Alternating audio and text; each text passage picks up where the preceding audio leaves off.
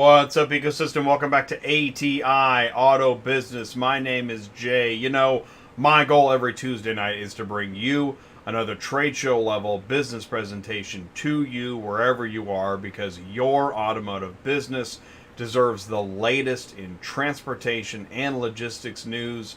And if you're busy, and I know you are, in a minute, I'm going to give the welcome show lineup. If you're watching on demand, you're going to know what to expect. Please do use the clickable video timecode links in the video description below. Use those, skip ahead, share, tell your friends, like. Thanks for watching ATI. We sure do appreciate it. Understanding the dealer sales process to build new business for your company as a vendor.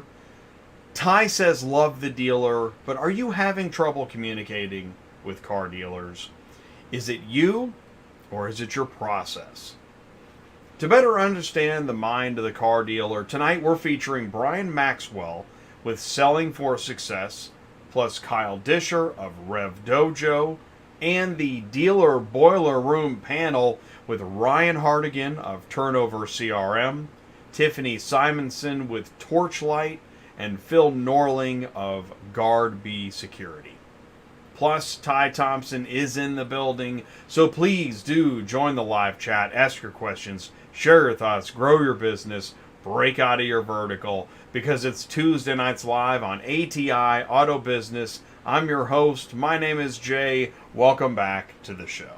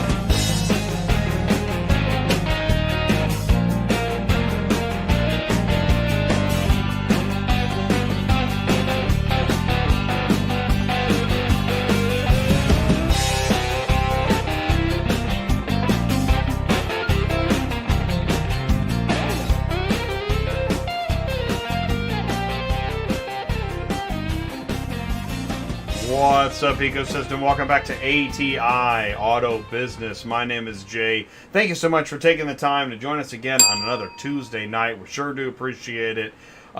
We want you to feel welcome. Please do feel welcome. This is ATI Auto Business. It is for everybody in automotive, transportation, logistics, dealers, auctions, tech, wholesale, retail. Please do say hello in the live chat. We want to hear from you. We want to know what caused you to stumble into the saloon tonight, and how can we help? What can we do? Join the network. Ask a question. Say something stupid. Give it a shot. It's okay. We're going to go into industry news at the quarter hour. My goal is to bring some current news you may or may not have heard of. Sprinkle in a little bit of fairy dust in the automotive industry, and maybe some opinions too. Then what we're going to do is we're going to bring in Ty, and Ty is going to help me set up that. We're excited tonight. We've got Dealer Boiler Room. You don't know this, so I'll tell you, and we'll probably remind you again tonight at some point. We've been working on this show for quite a while, and so the fact that we're here excites us, and it's pretty fun. It's cool. So here's what we're going to do. We have two features tonight. The first feature is Brian Maxwell, Selling for Success. He's going to give us a taste of what it looks like to sit in class with Brian and get schooled on selling for success in the dealership. We're going to put Brian back in the Zoom waiting room, and we're going to bring out Kyle Disher, and he is going to give his presentation on what he talks about when he gives seminars and webinars. And so that's two features, and then follow it up with, we'll bring everybody back in for the Dealer Boiler Room panel. Ryan Hartigan of Turnover CRM, Tiffany Simonsen of Torchlight, Phil Norling, Gaurd Security, and we're going to have an all-out conversation. And again, the point of all of this, now one, you may pack it up and decide you want to go sell cars, or two, is get some more insight into how to make the dealer your customer. Because if you're staring at the load board right now, you're thinking about there's a load you saw today or yesterday or a week ago, and you're thinking about it right now, you're wondering, are you still going to get it? Or you're thinking, man, it pays pretty great. Is it going to disappear from my dispatch in the morning? There's something you're worried about because it isn't your customer. And when it's not your customer, you lack even more control than you already don't have. Put it in the live chat. Tell me I'm right or wrong on this thing. Do me a favor.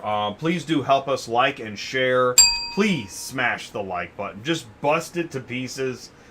You won't need it after tonight. Or you can copy the link and share and let somebody know on social media. Man, this is ATI. Again, it's Tuesday night. If you're into the dealer space, you're definitely going to want to see this show. You lost in car shipping, not sure where you're at, you can call or text Ty 417-483-2764. That goes for carriers, dispatchers.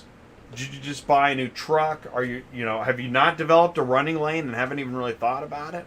Did you get cussed out on hotshot trucking and you realize that wasn't the best way to get business advice? Well, it's possible. So please do stay with us. Jump in the live chat. Right after this, we're going to go into the live chat, so stick around. We'll be right back.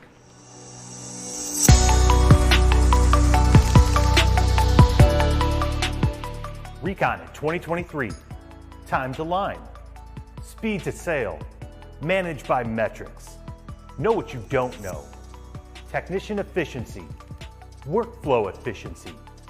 More cars, less time. Know where your cars are. Connect to what you expect. Rapid Recon can help. Ship.Cars, intelligent car shipping made simple. Auctions and dealerships get ready to modernize drive-away dispatching. As part of the auction experience, Ship.Cars now offers drive-away to help shippers dispatch small loads with ease. Moving single vehicle loads typically requires a lot of time, paperwork, and phone calls. With drive-away, shippers create loads in LoadMate Pro and dispatch directly to drivers, who are notified automatically, eliminating manual calls and paper dispatch. Once the load is in transit, shippers receive progress updates until delivery. Ship, dispatch, track, and deliver single vehicle loads for auctions and dealerships. LoadMate Pro, shipper platform. Visit Ship.Cars. Auctions and dealerships modernize drive-away dispatching with intelligent car shipping tech. Ship, dispatch, track, and deliver with LoadMate Pro, shipper platform. Visit Ship.Cars. Links in the live chat. Thank you very much. Let's go into the live chat.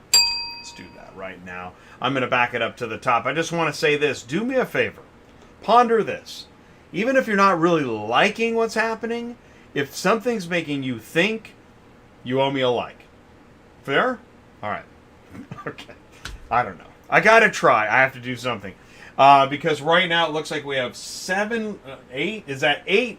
Is that 8 lawyers in the live chat? There are 8 lawyers in the live chat. Okay. All right. So let's see what's going on. Cars in the Move. Ty got in here first. This is where we sell cars. And, as Ty loves to say, he says, love the dealer. Why? Well, who's got the cars? Who's your customer? Load board? No. Who's got the cars? Who's buying them? Who's selling them? It's the dealer. Kimberly is here tonight. Welcome to Tuesday Nights Live. We're glad you are here. Thank you so much. Silver Mint, are the gloves coming off? I don't know, Silver Mint.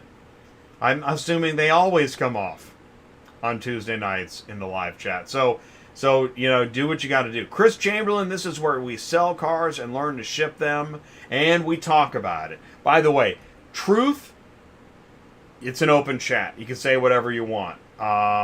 within, some sense of reason, which is still a pretty wider fence than, all other social media. Have I been canceled yet? Okay, Jay. Mark Rodicke. Hey, J-Ty. Looking forward to another great show. Thank you, Mark. Thanks for tuning in, saying hello. Michael Stevens. Hey, fellas. Mike Benavides. Oh, Mike Benavides is here. Awesome. Phil Norling is here. Let's go. Gaurd B Security is in the house. And feel free to... I know that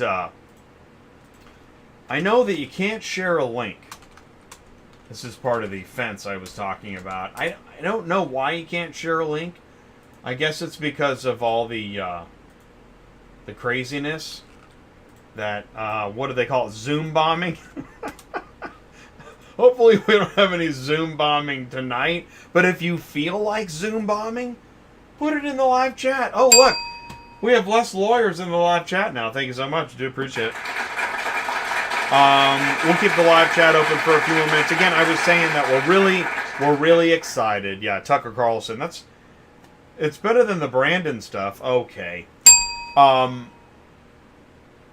Hey, Brova Chaz Lemons is here. What's going on? We really are excited to have Dealer Boiler Room. Actually, as we talk about it, more and more dealers that we connect with. And it's not just dealers, the actual dealers, but then dealer technology companies.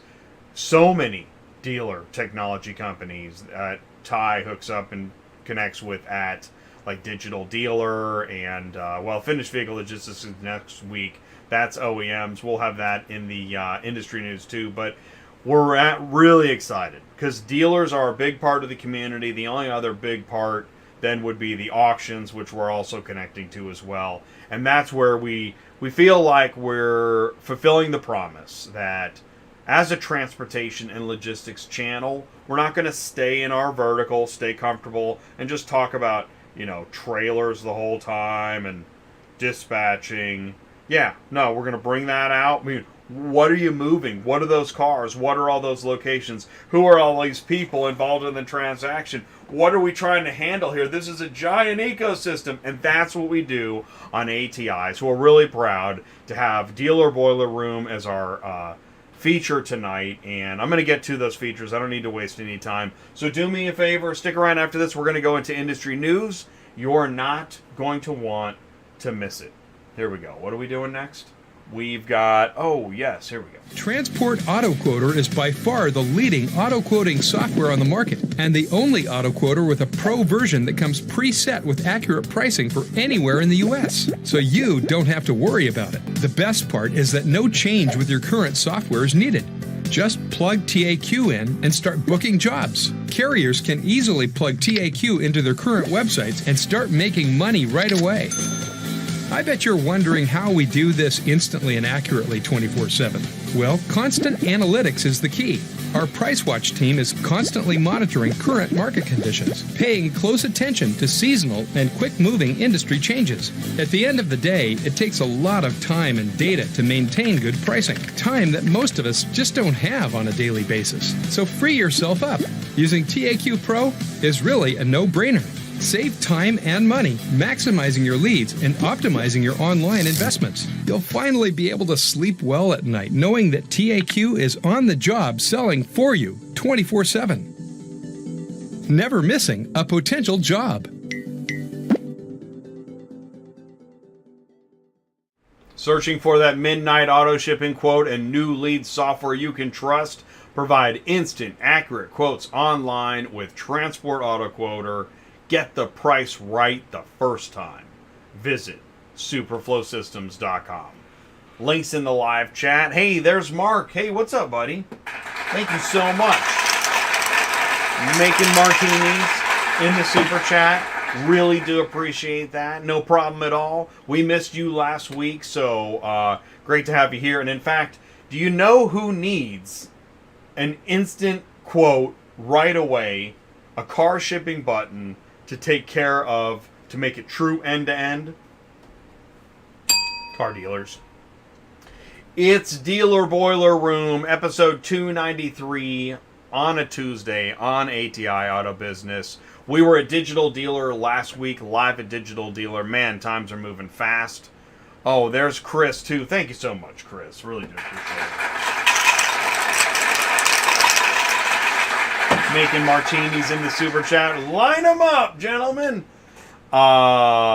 Digital Dealer really was good stuff. We actually got some amazing footage. If you caught, I shared this on LinkedIn, we caught up with Steve Russler of Drive Centric, and he was hosting the Dealer Vendor Speed Networking Reverse Expo. I gotta tell you, I didn't see coverage of this anywhere else. Now, yeah, okay, there was an interview, but we had live footage, live, of the thing actually happening. It was amazing. Good job, Ty. Making martinis in the super chat. Thank you so much. Step right up. Yeah, no, we love some of the coverage that we're getting at these shows. It's live, and he was in the expo hall. So I think the dealers were over here on the right side in this white area. And, man, we connected with a lot of people. If you check out the videos, like, this is just, Luis at Spine, I believe it was. And then here's pictures of, yeah, so there's the exhibitors behind the dealers networking. This is great. Hey, there's Alyssa Calvaruso of Emerald. She actually gave us the Digital Dealer Pass. Thank you so much, Alyssa and Emerald X. If you haven't seen it, go check it out. It's on the YouTube homepage on ATI, Digital Dealer, live in Tampa. That was on May 3rd, on Wednesday, Expo Floor Live. And actually, we also did a twofer. We went live there Tuesday night as well, last Tuesday night. It's front of the store, back of the store. We continue to prove it. We give you the reason. In the back of the store, don't just stay in the back with the trailers and the exhaust. Get out front with the trailers and the exhaust. Listen, sales makes cars move, right? Be a part of the whole industry ecosystem as we are in ATI, new and used and all in between.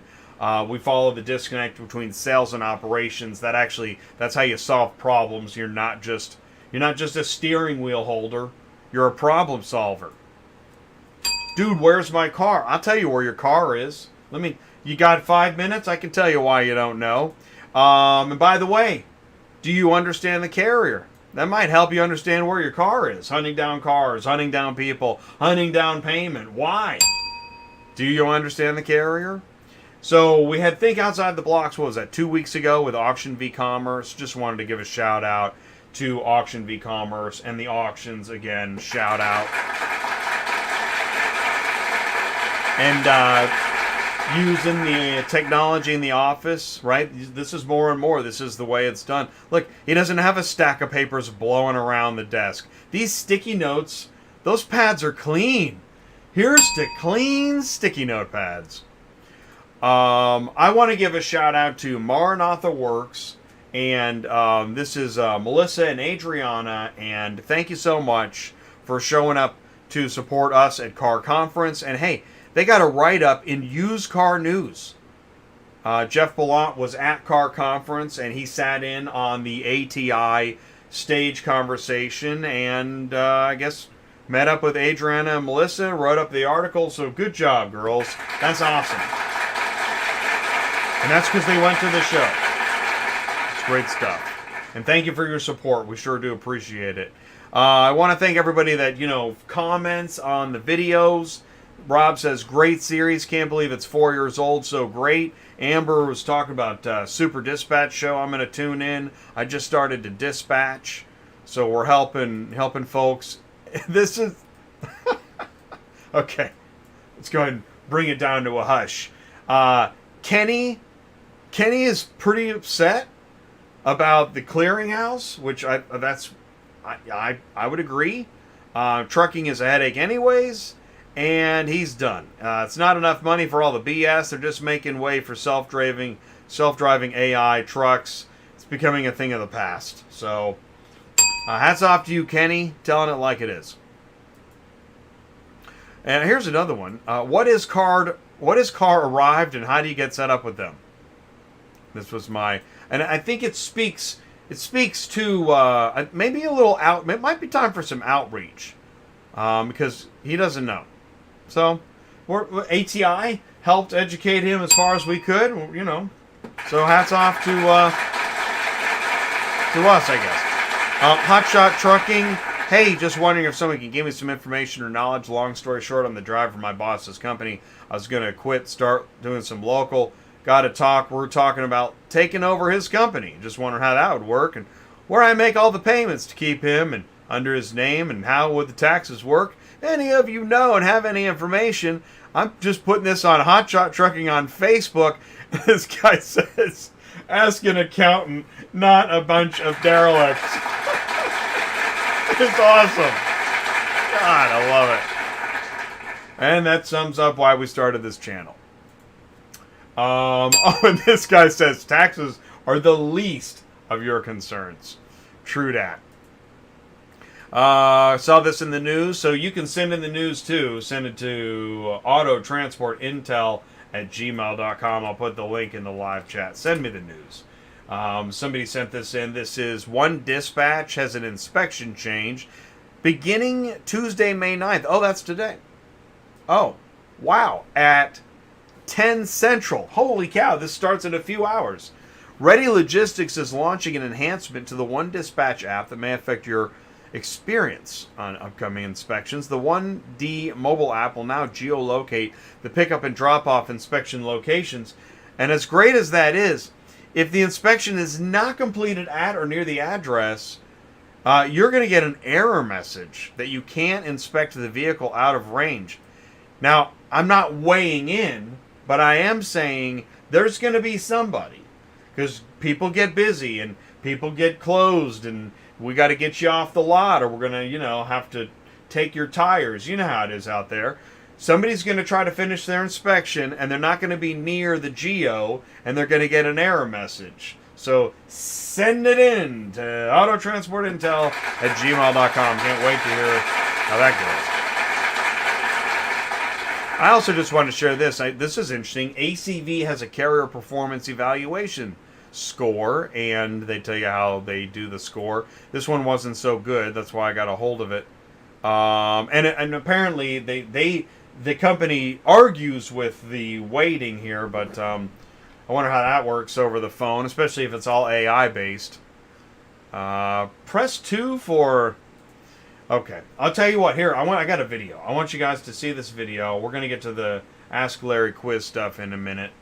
Let's see if we can roll this video. Here we go. And it was me and you. And Oh this yeah, is I automotive didn't space, cue this right? up And they're right. like, Hang on one sec. Okay, this is a dealer. We're getting closer to dealer boiler room. Okay, so here we go. Check this out. and it was me and you. And this is automotive space, right? And they're like, oh, we don't have enough traffic. Yeah. And he goes, we're in a Chipotle. He goes, well, there's 15 people in here. I bet they all got cars. He goes, I bet they all got cars. I bet everybody in here is a customer. And they go, that's stupid. Ian gets up with his brother. They walk over to each person. Hey, what's going on? My name's Ian Mack, and I work down the street over at the automotive place. How you doing? You doing okay today? Hey, nice to meet you. Don't want to interrupt your lunch. By the way, what are you driving outside? Dude, seems awkward at the beginning. I'm like over here like, and Brad, I know you. He's like, dude, these guys are stupid, man. Watch. Hold on. They get 7 phone numbers, and they sold 5 cars that day out of that Chipotle. And the owners, listen, the owners were like, what the and you know what I love? Is I love these guys' courage. Does that make sense? Yeah. Are you ready? Ready! Okay, let's go.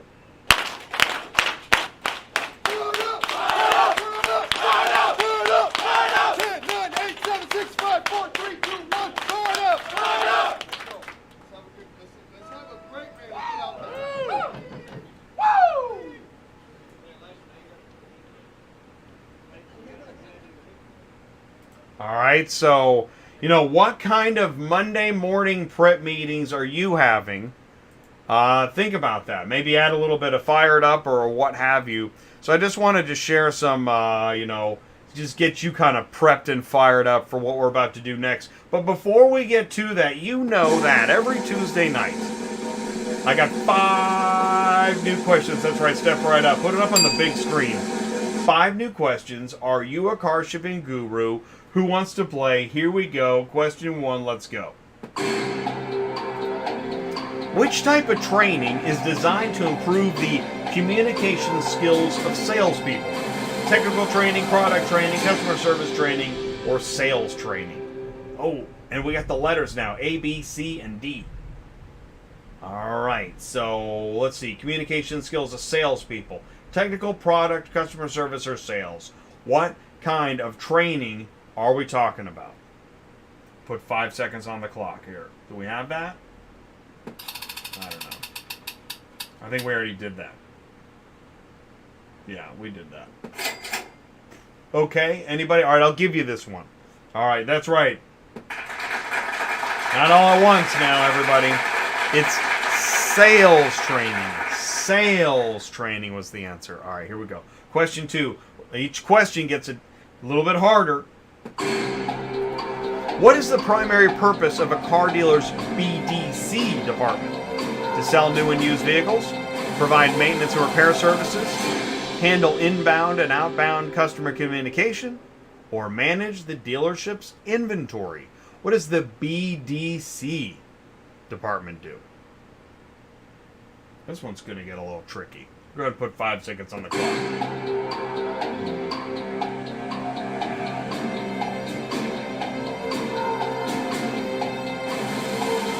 Not everybody all at once now. Don't crowd the chat. You guys are... You're going to break the thing. Okay, Ty's got inbound and outbound communication. Oh, and thanks for the likes. Sure do appreciate it. Yeah, very good.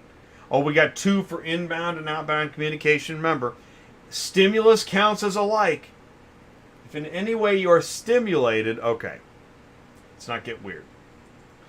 The answer is... It is inbound and outbound communication. BDC, Business Development Center. Do you have a BDC in your transportation and logistics business? Question 3. Here we go. Oh, is that the wrong one? Yeah, that was the... There we go. What is the primary purpose of a car dealer CRM system? To track and manage customer interactions, manage inventory and vehicle sales, provide financing and insurance options to customers, or schedule maintenance and repair service for vehicles. Track and manage customers, manage inventory and sales, financing and insurance, or maintenance and repair service schedules. What is the purpose of a car dealer CRM? Now, if don't notice this, but we're learning stuff on this channel. Ty has track and manage customer interactions. Inventory, financing and insurance, maintenance, repair. Really, Jay? All right. I'll just give it...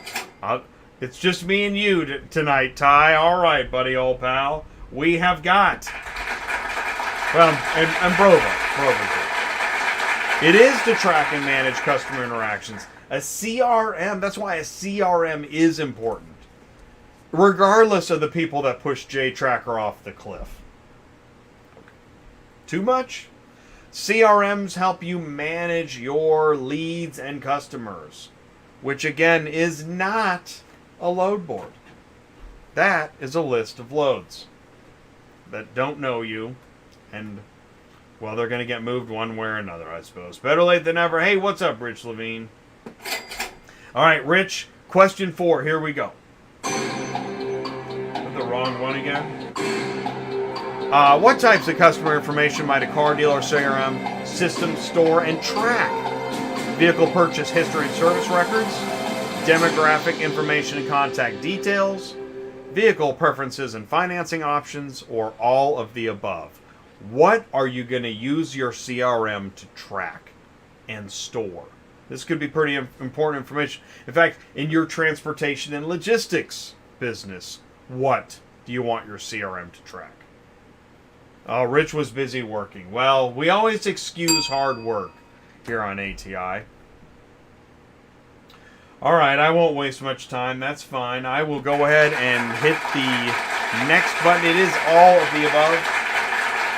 Vehicle purchase history, service records, demographic information, who's your customer, where do they live, how much money do they spend, how many cars do they have, how long do they buy new, do they buy used, do they like Subarus? All of it. Yeah, all right, yep, you're just in time, Richard. Here we go, question 5, one more. I know it's painful. Which of the following is a common goal of a BDC department? To increase customer satisfaction and loyalty, to reduce dealership overhead costs, to increase vehicle inventory turnover rate, to maximize profit margins on vehicle sales. Ooh. So what's the focus? Don't need CRM when you have a Chipotle nearby. See, now, I knew there was a reason we had you here tonight, Silverman. But you're going to need a CRM for all those cars you're selling during, what are you drinking? What are you having, a steak bowl? Yeah, a steak bowl. Okay. You're drinking? what are you drinking? What's your problem? No, what's your problem? Which of the following is a common goal? The answer is, it is customer satisfaction and loyalty. Whew, boy, we barely made it through that one. Listen, I just want to say thank you so much. I sure do appreciate you taking the time to watch me entertain myself on stage, live, every Tuesday night. We got industry news right after this, so stick around because we'll be right back. Being a carrier is tough. Slow pay, bad lanes, and countless brokers. It's hard out here, but it doesn't have to be. At Ship Your Car Now, we understand the challenges our carriers face. That's why we're committed to on-time payment, guaranteed lanes, and an open line of communication with our dispatch team. Our carriers and drivers are our partners, and we're committed to helping them succeed. Sign up on our carrier portal today. Ship Your Car Now, committed to carriers. I'm Kevin Parada. I'm, president of JP Auto Transport, I'm here to impose my will. I'm here to win business. I'm at NADA. I'm going to meet people. I'm going to make friendships. I'm going to make relationships. And I'm going to pick up some $1 million contracts here. This is how it's done. Have I ever came here and picked up $1 million contracts before? No, but today's a good start. We got a transport company, so we're asset-based. We own semi-trucks, and we deliver vehicles for dealerships. We're all typically new and used, so we transport vehicles. We transport vehicles, we transport trucks. Yeah, right now, we work nationwide, but like I said, we specialize West Coast, Southwest. On the West Coast, Southwest region. Wherever the customer needs us to go, that's where we go. We have our own fleet of trucks, we got our own drivers. We also use Super Dispatch, so everything, all our transports run through Super Dispatch. All our drivers are GPS tracked. I mean, you understand how it works. You use Super Dispatch. Yes, Pleasure to meet you, sir. Can I take one of your cards, Ron? Yes, can I take a card? You got a card, Scott? Can I leave my card with you? This is my information. Okay. If you want to take in, that's actually, so what you're mentioning, we work with a lot of companies that are selling online, right? I don't know if people still use cards, but I do. Super Dispatch TMS mobile app and Super Load Board help carriers, brokers, dispatchers, dealers, and shippers streamline the process and move cars faster on one auto transport platform. Visit superdispatch.com. Links in the live chat. All right, here we go. Right on time for... It is now time for the Industry Pulse, Part 2 of Industry News here on ATI Auto Business. We're going to get some hard news headlines. Here we go.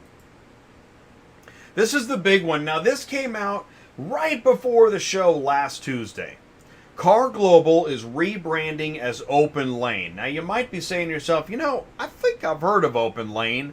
Well, there's a reason. Car Global is rebranding as Openlane. They sold off their Odessa auction chain. So where are they headed? Well, the corporate name change will be effective May 15th. Openlane, which has been part of Car's digital offerings for over a decade, so that's why you've heard of Openlane. It'll now be both the name of the parent company and the go-to market brand for its digital marketplaces throughout the US, Canada, and Europe. The platform offering and operations will be consolidated under the Openlane brand, a move designed to help focus the company's strategy and investments, accelerate innovation, and simplify the overall customer experience. The rebranding also signifies the company's ongoing shift towards being a more asset-light digital marketplace. Last year, Car sold its U.S. ADESA brick-and-mortar auctions to Carvana. Whew. The company's common stock will continue trading under the CAR ticker on the New York Stock Exchange. So you'll still see KAR, and it's Openlane now. This came out just today with the IAA acquisition complete. Ritchie Brothers rebrands as RB Global. RB Global, which is now contains IAA. That's interesting, isn't it? Right? Okay, it's because I remember as a dispatcher, there were 4 main auctions that I had to know. I had to know Mannheim, ADESA, Copart, and IAA. Mannheim and ADESA, those are used vehicles. IAA Copart, salvage vehicles. ADESA has been sold to Carvana, and now IAA has been acquired by Ritchie Brothers, which is now rebranding as RB Global. Very, very interesting stuff. Carvana shares on a soaring upbeat forecast. Really? Really? Okay. All right, I'm just reading the news, questionably. Carvana Co.'s shares soared as much as 55% on Friday after the struggling online used car retailer surprised second quarter profit forecast. Carvana endured a turbulent 2022, to say the least, as the company struggled to offload used cars purchased at higher prices during the pandemic due to weak demand over affordability concerns. Short positions, those betting against Carvana, we're at 488 million, with short sellers estimated to have lost 142 million since the stock started trading higher and after hours trading on Thursday. Really? Investors heaved a sigh of relief on Thursday after Carvana said its adjusted earnings before interest, tax, depreciation, and amortization were expected to be positive in the second quarter. GJ, you just don't seem like you're believing the news. Well, here's why. Let's go ahead and let's go right into it. April slowdown, just the start of broader used car price decline. Okay, so you're going to make less money per used car you sell. And, let's see, wholesale vehicle prices fell. That's not going to end anytime soon. Concerns over consumer demand, used car affordability, along with rising new car inventory and incentives put downward pressure on wholesale prices, which could continue for the rest of the year. Also seeing more pressure on wholesale prices due to several factors, including improved new inventory with increasing OEM incentives and concerns about affordability of used vehicles with high retail prices combined with increased financing costs, even as the availability of used inventory will shrink into the rest of the year, and yet Carvana is celebrating high shares. Okay, sure, why not? Subprime softens even more new car world. Here, this is interesting. Subprime, not subprime. I'm not subprimed. This goes back, this over here to the left, this is 2015, and now we move over to, and basically the down arrow is COVID, but you'll see that the subprime market softened. Interesting. Subprime and deep subprime. New vehicle buyers paying below MSRP, really? Okay. The average price Americans paid for a new vehicle in April remained below the manufacturer's suggested retail price. So, okay, there's that too. This will be interesting. Once we bring our dealer friends in here, maybe they can clear some of this up. Startup UVI raises $100 million for AI-powered car inspections. The investors include General Motors and CarMax. The Series D round was led by Hanaco Ventures, a venture firm based in New York and Tel Aviv, and brings UVI's total funds raised to $200 million. The deal values UVI at about $800 million. Wow. And it all started with GM, it looks like. That's interesting. UVI, based in New Jersey and Tel Aviv, provides hardware and software that says it works like an MRI machine for cars. Scanners can be used to detect problems like leaks, frame damage, fast checks, tire pressure. They have commercial agreements with automakers, dealer groups, used car auctions, and the company plans to use latest cash influx to start production because it is no small machine. There, I got a picture here. There you go. That's the UVI MRI, as it were. Beautiful machine. MRI for cars. Ship Your Car Now rolls out the new Ship Your Car Now SYCN Auto Logistics brand. We just saw that at Digital Dealer for the first time. It's not just Openlane rebranding and RB Global. Ship Your Car Now, a provider of artificial intelligence-powered automotive transport services, launched the SYCN Auto Logistics brand. The company said the decision was made to describe more accurately the full breadth of technology and logistics solutions it can provide to B2B partners, focused on delivering technology and services through a consultative and analytical approach to today's challenging and ever-changing environment, with robust, best-in-class tech, analytic reporting designed to support business partners and impact their bottom line. And the solution can be white labeled as a standalone tool or integrated into an existing tech stack. And you can visit sycnal.com. Cool. Hey, do you know about the Lucky Load giveaway? What? Lucky Load giveaway? Check this out. Book a mystery load on Super Load Board for a chance to win up to $1,000. This is once a month. It's a brand new program. We're going to be learning more about this on Dispatching Live on Thursdays. I want to share this link.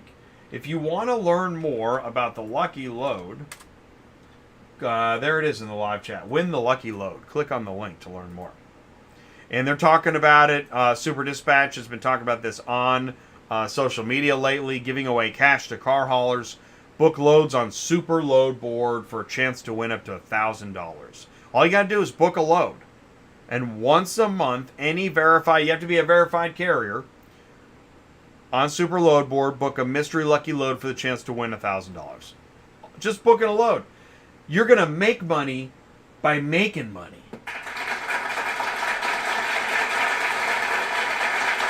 And again, we'll be talking more about it, but you must be a verified carrier, and you must be signed up and enrolled in SuperPay.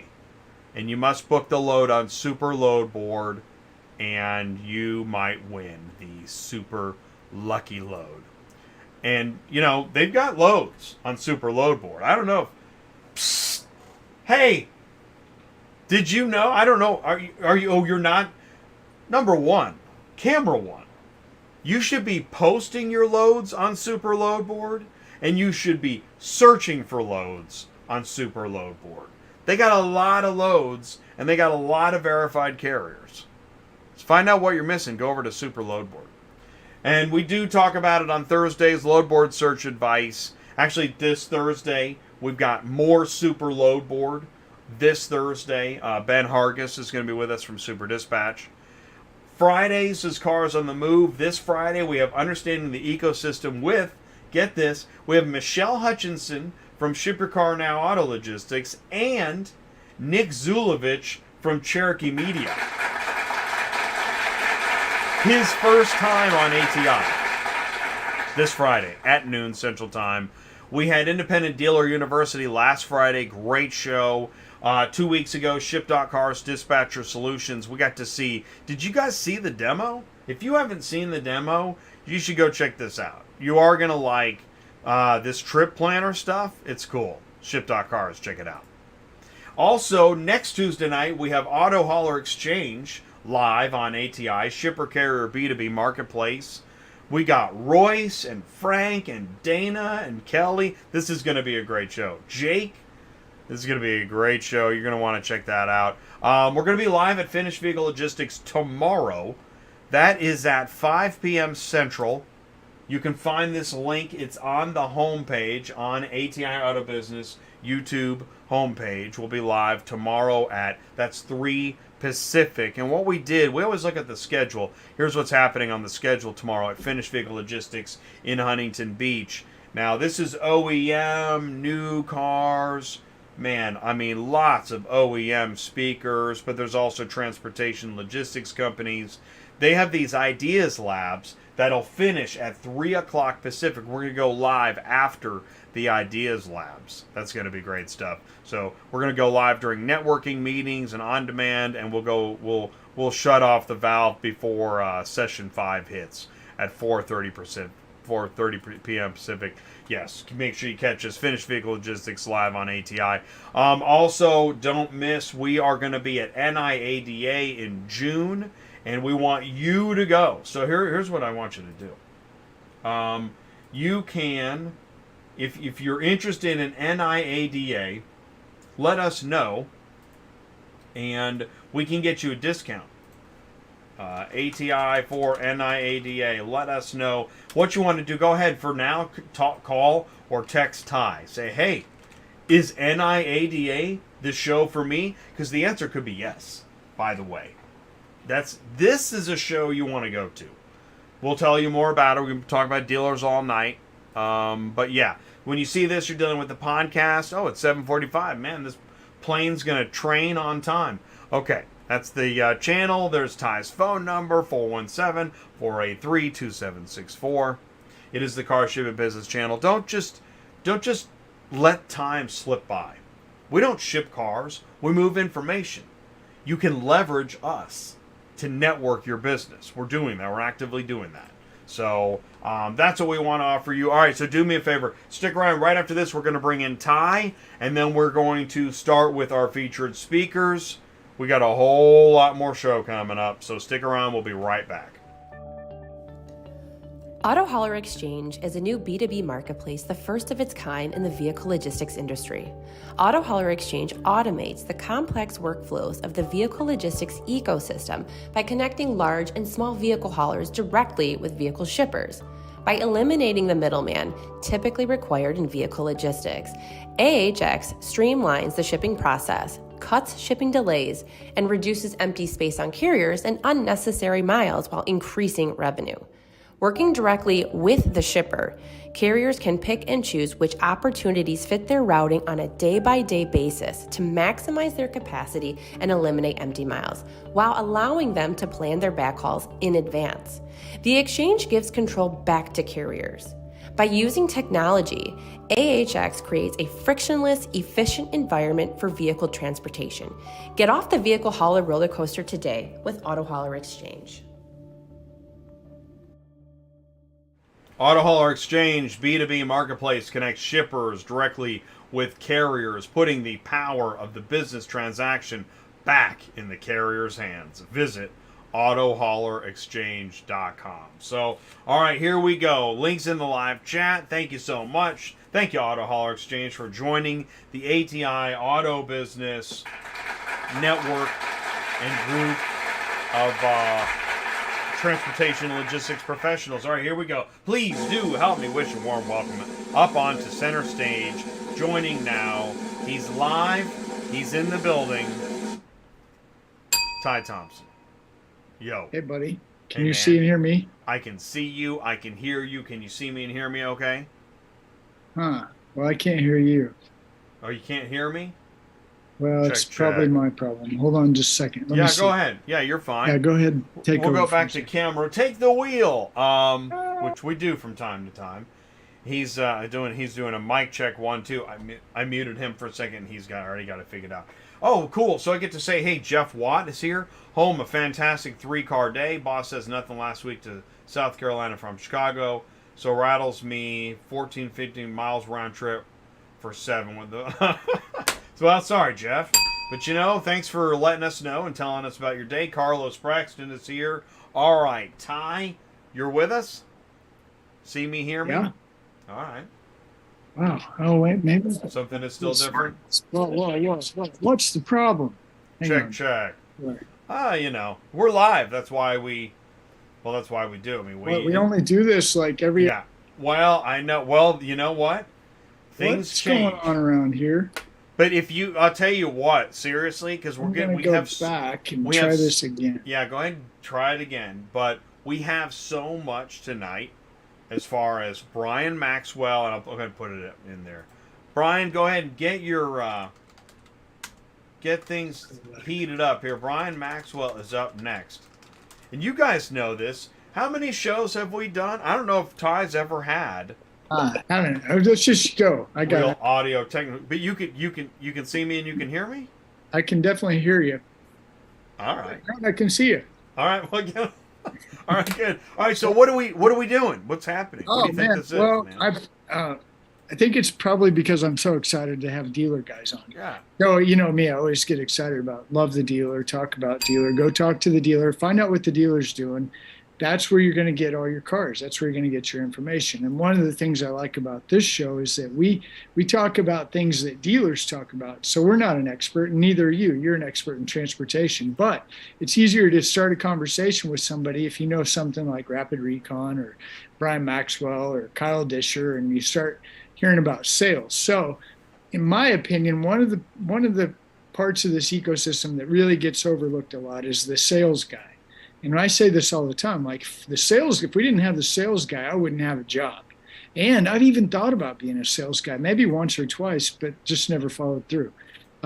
So I'm very excited tonight to have like real car guys tell us about real salespeople.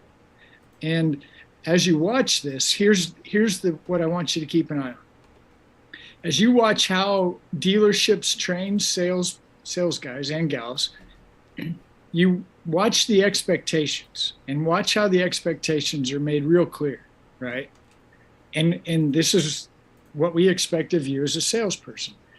Now, as you watch all that, consider it from the perspective of a vendor. If a dealer is going to tell his salespeople, here are my expectations, whatever you might think of those expectations, do you think you as a vendor, whether that's a service or a product, that they will treat you any different than their own salespeople, right? And we've got some really cool guests coming on too that know exactly what I just said, like Phil. So I'm looking forward to it. Right. That is okay. That in a nutshell is the deal. Is that the idea was, okay, if it is hard to talk to dealers, or it's hard to get their business, or it's hard to negotiate rates with them, whatever that hardship is, we thought, well, are they just that way to transport guys? Or do they treat everybody like this? And the answer is? The answer is we'll find out tonight. Right. There we go. It's more of a theory than a conclusion. Yeah, we're going to find out. I know Kyle Disher is ready to go. And I know that, so we got Brian Maxwell and Kyle Disher. So what I think we're going to do in the interest of time, because I think that these gentlemen both have a lot to say. I'm going to bring in Kyle. Kyle, you're going to be up next. Kyle Disher is up next, and that'll be fine. So Kyle, go ahead and get things warmed up and ready. You know, we're tap dancing on the fly. It's all good. Totally cool. So here we go. All right. Kyle Disher, first time on ATI. Please do feel welcome. Join us up on center stage, and away we go. All right. So he's joining right now. Now, I had a chance to catch up with Kyle, but I said, well, let's not do the show before we do the show. Here's Kyle. Kyle, please say hello and tell us a little bit more about you. So my name is Kyle Disher, and I'm CEO of RevDojo, a training and mystery shopping company that serves a whole bunch of dealers. Who's on right now? Is it just us, or is it is the whole crowd here? Yeah, it's just me and you, and okay. We have. So what's interesting about ATI is we have a core, but it's random who shows up which night. So we have some carriers in here. I know that we have some tech company folks in here. Sweet. And then there's people that never say anything that watch, and we don't ever know exactly who they are. That's who we got. Sweet. Well, I wasn't sure if this was the test of the show or the what's going on. Brian Maxwell. Brian's on his way. Phil, Tiffany, and maybe John. Oh yeah, exactly. For the rest of the panel. Yeah, thank you. Yeah, I think right. I forgot the guests on the show is who he was talking about. Jay. Yeah. Well, I didn't know if we had an audience too. I was talking about both. Oh, yeah, we got them both. That's good. Sweet. Kyle, I've been following you on LinkedIn for a long time. I watch your posts. I see you. It looks like you're always in front of a group of people, and you're talking to them. Is that what I see a lot? That we do that a lot. I was just it's my first night home. I was on the road 6 weeks, and I get to be home a whole 4 days. Then I'm back out Sunday. Oh my God, you travel more than I do. I'm gonna be in Huntington Beach tomorrow. Nice. I'll be there. I'll be there Sunday. Sunday? Really? Wow. You get around. Okay, now you were at Digital Dealer. We didn't get a chance to connect, but we did have a live Zoom meeting while we were at the same conference, right? Yep, we did. Yeah. Okay, what do you call it? RevDojo? Is that right? RevDojo. RevDojo. Tell me more about that. So you want like the from the beginning, or like the whole? I can tell you pretty quick.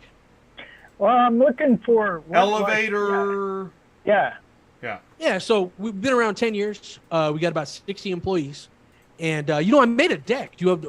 I'm not sure if am I doing my thing right now? You want me to share my? Yeah, exactly. Thank you. Okay, cool. So here we're gonna put 15 minutes on the clock. You can do whatever you want. This is auto transport. I'm gonna tap dance. Yeah, I say that. If you're looking to hire sales guys, we might have some in the audience. I don't know. Sweet. This is exciting. I'm excited. I'm excited too. I didn't know you got to bring a whole presentation. Got a friggin' deck, dude. We ain't messing around. I didn't know what I was doing tonight. You guys said, "Come on." I said, "Okay." And then as soon as we got excitement, I said, "Hey, that's it. We're shutting off the rehearsal." So you never know exactly what you're going to do, and it's cool. I do encourage people to bring slide decks, but rarely do I. Hey, look at that! Wow. Here we go. So we got your fancy logo in there too. So we been around for about 10 years. We've done over 50,000 mystery shops. So we've mystery shopped just about every single dealer in the United States. Think about big name companies. The biggest name you could think of, we're their white label provider. So I always say our products are more well known than we are. So we're behind the scenes with a whole bunch of stuff. So literally, if it's not all of them, it's almost all of them. And we run through almost every dealer in America annually in regards to mystery shop. And then we do the hiring for hundreds of dealership. I would say hundreds, it's probably around 100, but we hire hundreds of employees every month. And this is literally just yesterday. I was in Atlanta, Georgia. I had 2,171 applicants. I had 857 people show up or register for job interviews. And then these are the 3 sessions. And we probably had about 500 people show up yesterday. So from 10 a.m. to about 8 a.m. last night, I was interviewing hundreds of people at a dealership in Atlanta. So we do a whole bunch of hiring. And then we also do in-person training and virtual training, live seminars and road days and stuff. And then one of the coolest things we have a learning management system that has over 1,500 sales training videos in it. Everything from the greeting to appointments to management to you name it. So that's basically our core products. A lot of people white label our mystery shop platform, a lot of the big names in the industry, and then a lot of people white label our training platform. So you may be watching XYZ trainers videos, but they're hosted on our proprietary software. Wow, I didn't know there that. You go. That's in a nutshell is what we do. And then I do training too. All right. Well, explain what's mystery shopping. What does that look like? Because there's online, right? Digital retail, and then there's like actual at the dealership. Do you do both? We do both. We don't do as much in dealership mystery shopping. We do have a team of folks that go in with a camera and record the transactions. The majority of our mystery shops are done via the phone and then via the internet. We call a dealership on an in-stock unit. We could.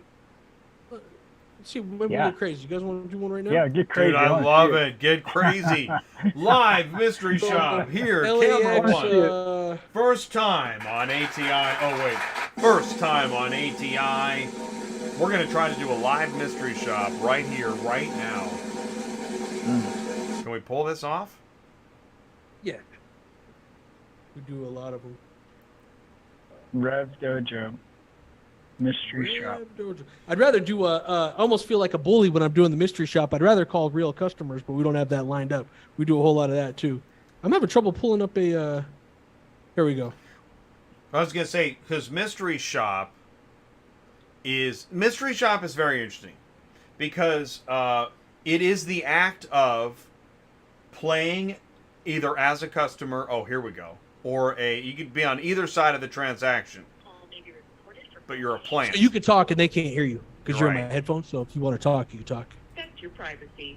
To learn Cool. more about the personal information we may collect from you and how we use that information, please see the private. Please stay on the line while your call is transferred to the operator. How may I help you? Hi, can I have somebody in sales, please? Inquiry? There was a 2017 Mustang on the website. I just want to see if it's still there, please. Thanks. A 2019 Mustang? Yeah. She's like, that piece of junk?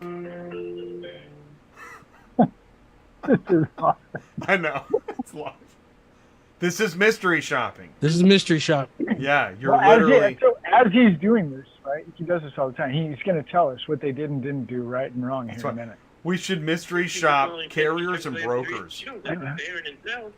Hey, Darren, you might not have it anymore. I was on the website a couple days ago, and I thought I saw a 2018 base model Mustang. It was red. It was just a cheap one. It had like 30,000 miles. I don't see it on the website anymore. I want to see if you still had it. Was it black or red? It was red. Because I have a 2008. No, I only have a 2018 with 38,000 miles. It's Okay. 6.3 liter, convertible. Was Gotcha. that it? No, this was a red hardtop, I thought. If I had the right Okay, place. I have the black stock. Yeah, convertible. Okay. All right, cool. Thank you so much, man. I really appreciate it. Bye. All right, so fail. Now we get our I'm piece going of fail. paper and we start marking what, like, so yeah, where are we at? all right, so what was he trying to sell over the phone? What was he trying to sell? He was trying to sell what he had in stock. He's trying to What he sell a thought car, he had. right?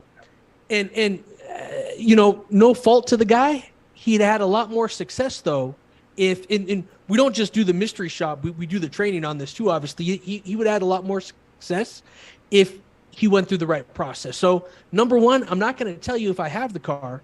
I'm not going to tell you if I don't have the car before I grab some information from you and I expand the inventory. He went right into, oh, I got this black one. I don't have this red one. Now, we're never going to lie to anybody. There's a time and a place to deliver all the information, though. What if he would have gone like this?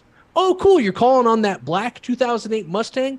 What a great choice, or red, or whatever color I said. You're calling on the red one. What a great choice. I'll be more than happy to check on that red 2008 Mustang for you, and it won't take me long at all. Gosh, I love Mustangs, and you definitely called the right place. Oh, yeah, okay, great. And, you know, while I'm checking on that red one, I could also check on other ones that are like it, too. Are you looking for just Mustangs or just nice sports cars in that price range? And what most people say, especially people calling on a base one, they go, well, I like this red one I saw online, but I might be open to something else. If you start out the call like he did and you say no, you've immediately lost the call. Now, after I expand the inventory, now I'm going to engage the trade. 60, 70, 80% of people that buy a car are going to have a trade-in. So I want to say, what are you driving now? Oh, cool. What are you planning on doing with that? Oh, we need Ford Fiestas down here. We would love to take a look at your Fiesta. And I can set an appointment just based on the trade-in. So expand the inventory before I say no, engage the trade-in, and now I'm going to grab your information before I tell you no. All right, so you called on that red 2018, great choice. I'm going to check on that and also check on other stuff like it. What's the best number to call you back at if I need to? And your last name spelled? And your first name is? And I want to send you a video on the Mustang. Well, what's your email address, please? You know what? Hang on one second. I just thought of something. And then you circle back and you try and set the appointment. Now you could set the appointment on what's in stock after you've expanded the inventory. Because he could have said, I'm going to check on that red Mustang. I'll also check on other ones like it too. And if I would have said, yeah, I'd be open to that, then he would have had the appointment. When you tell somebody no right out of the box, you lose the customer. He was trying to sell one car. Instead, he should have been trying to sell the appointment. And he should have got my information. He should have engaged the trade. And he still should have invited me out. So there you go. So we got 1,500 training videos that go into that in depth. Well, and so this is a big deal, right? So we just did the mystery shop. That's a segue into the sell. I'm new here, so if I'm wrong, like, no, that's not how we do it. All good. Okay, so we're segueing inventory, expanding the inventory, right? And then we're getting the customer's information, scheduling an appointment, So here's the expectation. You can use me as the new guy. I want to be Sure. your new guy today. I'm the You new look like a sales- new guy. Green yeah, pea. I do. I feel like one too. Okay, so I'm part of the deal here is I'm assuming there's some incentive to being this guy, this car sales guy. What's the big incentive? Well, his goal is to bring the person in to sell him a car. So, and you're never going to bring anybody in if you're telling people no right out of the gate. Right. Well, as for me, the reason I want to become a sales guy is I heard you can make an awful lot of money. Make a couple bucks, especially You now. can, as a new used car salesperson at a dealership. Now you don't do just the big names. You do other maybe 2 rooftops, 1 rooftop. You go. Yeah, you go yeah. to any dealership. On the dealer side of things, the big players that we play with are the vendors. You know, the big vendors of the world. But on the dealership side, we do single point. Just one franchise, 5 salespeople. We do them big, do them small. So they'll either get a hold of Kyle. Kyle, I've got 10 sales guys. They're all kind of doing okay, but I think they could do better. What's your schedule? How much? I have to tell him, but how much does it cost to get you to come here? Do you stay a week, a day? How long what's normal? usually we'll do a 2-day visit, or our online academy is only $600. So for $600, you get 1,500 training videos, and you can upload your own content too. So our training is not expensive. That's not at all. No. I had no idea. That's like basically free for a dealership. It is. Really? Yeah. Anything under $1,000. I try and stay under the $1,000 price point. They don't even feel it, Yeah, that's cool. So what did you say? That $600 gives you how many hours of online? So $600 gives you 1,500 training videos, and you have the ability to upload your own content on the portal. So our portal is super easy to use. And so if somebody wants to upload their own training videos on there and record their own stuff, they could do that. Most people don't, but some do. Wow. Okay. So, wow, that's crazy. Now, but a dealer can also say, no, I really would just want you to come and spend a couple of days, and you'll do that as well. Oh, yeah. Yeah, we do that too. And that's the group meeting where I'm assuming, I know this sounds silly, but I'm like, okay, if you come to the dealership, we're going to have you there for 2 days. We're going to meet you there at 8 o'clock in the morning. We're going to spend an hour. What does that really look like? Usually what we'll do, it depends on what the dealer wants me to train on. Sometimes they say, hey, our guys need to learn how to present numbers to people, or we can't present numbers anymore. It's been too easy.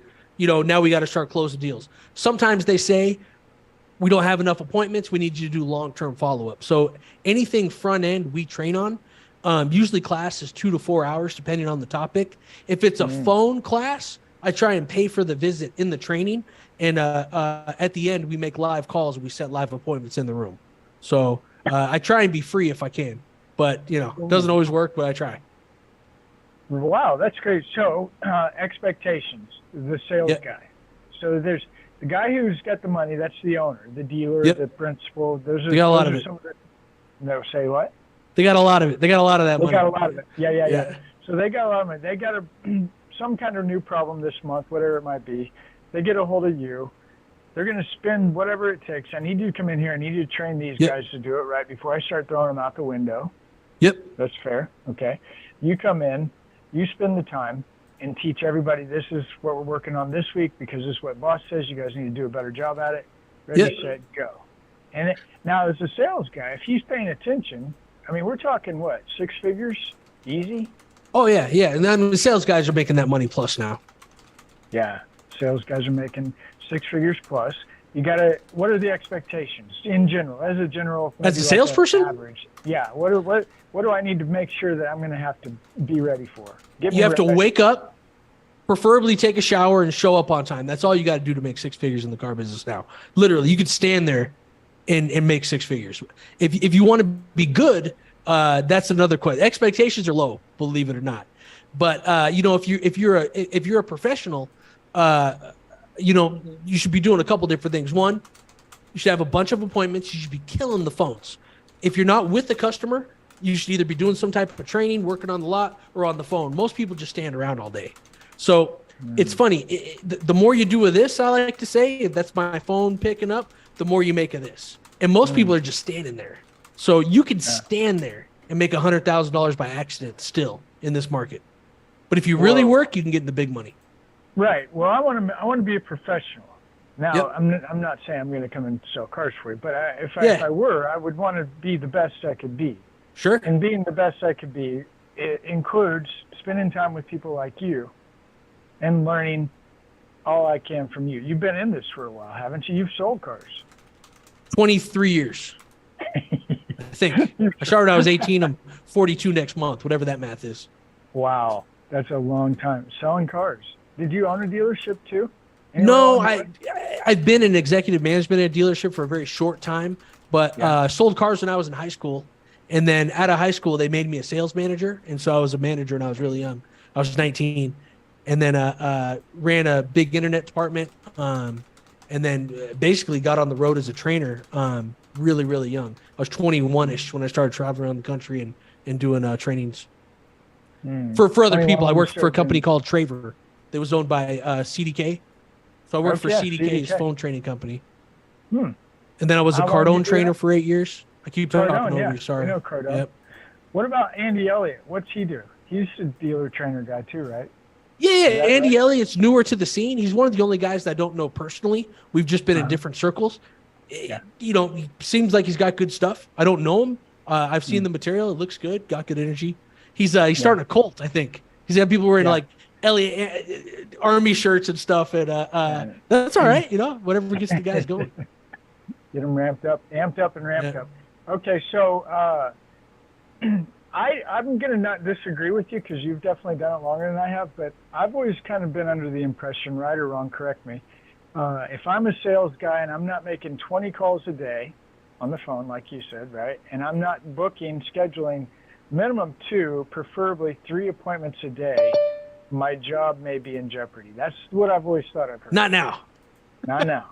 Not anymore. Like 3-4 years ago, yeah. But I'm telling you, right now, you could literally stand there and sell cars still. It's going to get back to normal. Okay, it's going to go back to here, make some calls, get on the phone. Now, why do you say that? I mean, I got just because inventory levels are getting back to normal. Things are starting to normalize a little more. It's you know, the past 2-3 years, if you had the car, you could sell it before it even came in. It felt like you couldn't fail past 2 or 3 years. But now things are starting to tighten up again. Tighten up. Now, what about this? The breaking news, I think, towards the end of last week was wholesale inventory prices are dropping. What does that mean? Yep.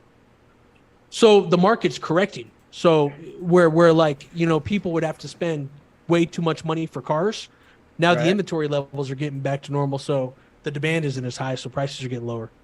So people are going to be buried in their. Go ahead. So I was confused by the Carvana news. Yeah. Because the shares are going crazy and everybody's really excited. Am I confused? Am I the only one confused? No, you know, just the market's starting to correct. So Carvana, I don't know enough about that to speak intelligently on it. I think they got a bunch of seed money from somebody. I think somebody came in and bailed them out. Exactly. Okay, there we go. That's why the shares went up. That's right. Okay. As far as car prices, people are just what I'm hearing. I don't do it all day, every day like a used car manager, but car values are starting to drop a little bit. Prices dropping, so demand. And there's more inventory now too, so more inventory and prices are dropping. So it's going to be harder to sell a car. Okay. What? But when you say more inventory, you mean new? New inventory. When there's more new though, it affects everything.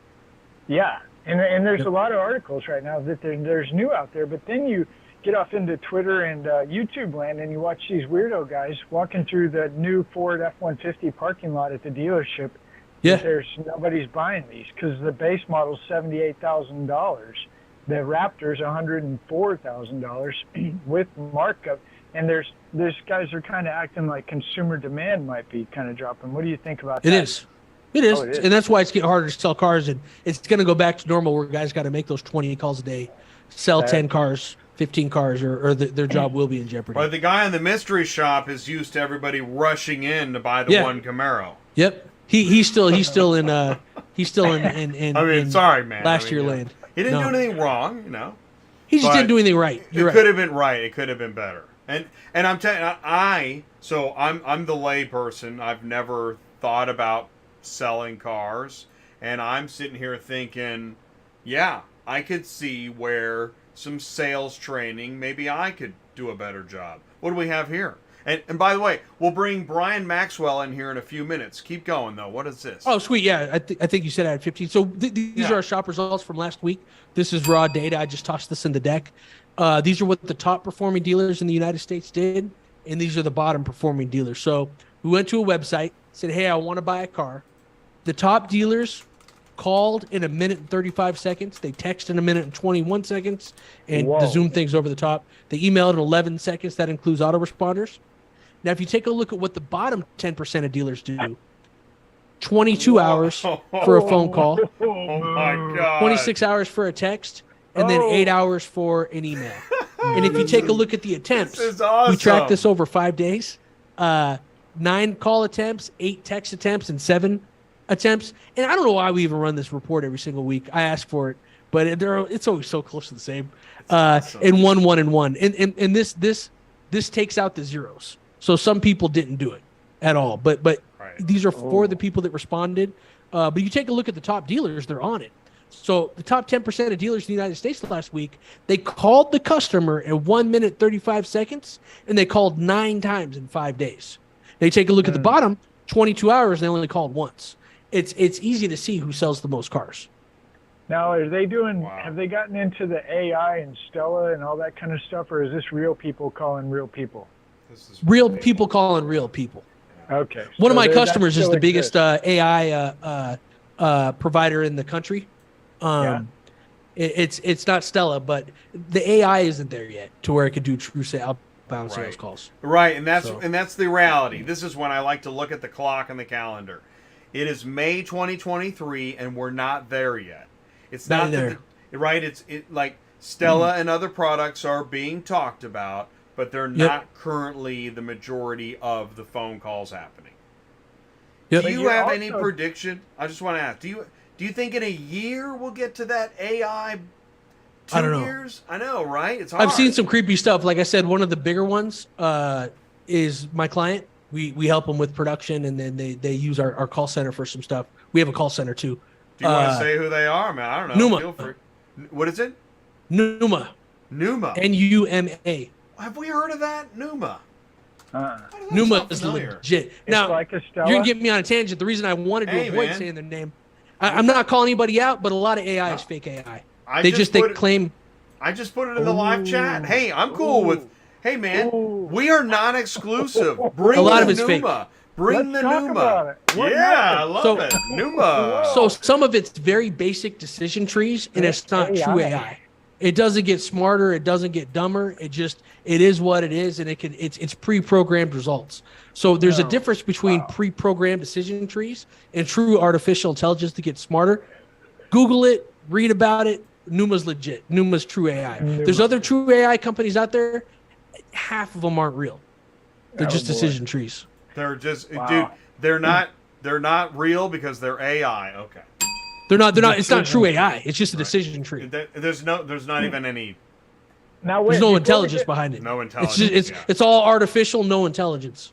That's terrible. But before we go from this chart, hold on a minute. This was all on the online. These are internet shoppers. Yeah. Internet only. They somehow made it to the dealer website. Somehow made a click at least once, and this is the result. Yeah, we did it. We went to their website. We did a new phone number, a new email address, and these are our clients. We get paid to do this. This wasn't random. This is crazy. Yep. And when I say they're our clients, some of them aren't our training clients. A lot of these are with our vendor partners. Vendor partners. Now, so like your lead provider A, and you mystery shop dealers that are underperforming, so that you can share it with the dealer. Okay, so you'd go teach the guys how to sell cars. Then you also offer a product / service to help dealers sell more. So you're the perfect guy. What is this whole dealer partnership?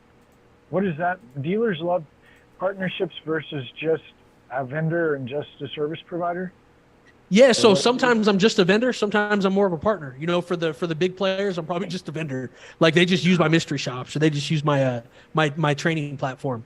But at the dealer level, where I have real relationships, and you can take a look at my dealer partners, people that I go in and train the store versus, big box vendor that paid us to shop their stores, and there's a substantial difference usually. Well, that's crazy. That's really cool because you're really hitting all the areas that I really want to talk about all in one. You do that. I got one more slide for you. Let's see it. So, and I know you're bringing somebody else in. Cool. So if you I scan like the way this you're right taking here, control. He's a dealer, ladies and gentlemen. He's taking control. He's selling. If you scan this right here, this is a book we wrote a couple years ago. It's at 150 pages. It breaks down the entire sales process. Oh, wow. And then here's a call guide for the majority of the calls somebody would ever make or take. And I'll share this with you guys. Oh, okay. And then I didn't know what you were going to have me talk about, but I'll close with this. We sent in 15 mystery shoppers with cameras into Los Angeles about 6 months ago. Out of the 15 that walked into dealerships, only 3 saw numbers. Only 3 people were invited inside to take a look at numbers. The rest were not written up. So if I only show 3 people numbers out of 15, what's the most amount of cars I could have sold? Say that 3. one more time. 3. We sent in, we went into 15 dealerships with a color camera. Yeah. And only 3 of the 15 brought the buyer in to show numbers. They said, hey, here's the payments, here's the down payments, all the stuff. 3 out of 15. So the most I could have sold is 3. And the reason why is because our buyers weren't easy. They weren't hard. They were just like, hey, I'm looking around. Where people used to dig and grind to make car deals, they're just like, hey, you want to buy it, great. If you don't, you don't. So 3 out of 15. So the most cars I could have sold is 3, right? People are getting walked all the time if they're not an absolute layup. Salespeople are kicking them out, basically. So in the new world that's coming, treat everybody like a buyer. Work virtual leads the right way. By virtual, I just mean someone that's not at the dealership. Do you have a call guide for inbound calls? Do you have a call guide for internet lead? Do you have a chat guide? Do you have a text guide? Do you have a missed appointment guide? You do now if you scan that QR code. And, this is all just yours. And then learn your systems, learn your environments. A lot of people don't know their own website. They don't know their own lead providers. They don't know anything. So mystery shopping is important, but also audit your website, audit your lead providers to make sure you're nice and tight. And then the golden rule, get managers involved early and often. Get managers involved in the deals, and you're going to sell more cars. So shebang. Boom. Bam. That was Wow. awesome. Nice presentation. That was really good. And I'll share this deck with you. You can have all this. Thank you so much. Really appreciate that. All right, so here's what we're going to do. You're not done. We're not done with you. But what we're going to do is we'll put you back in the waiting room.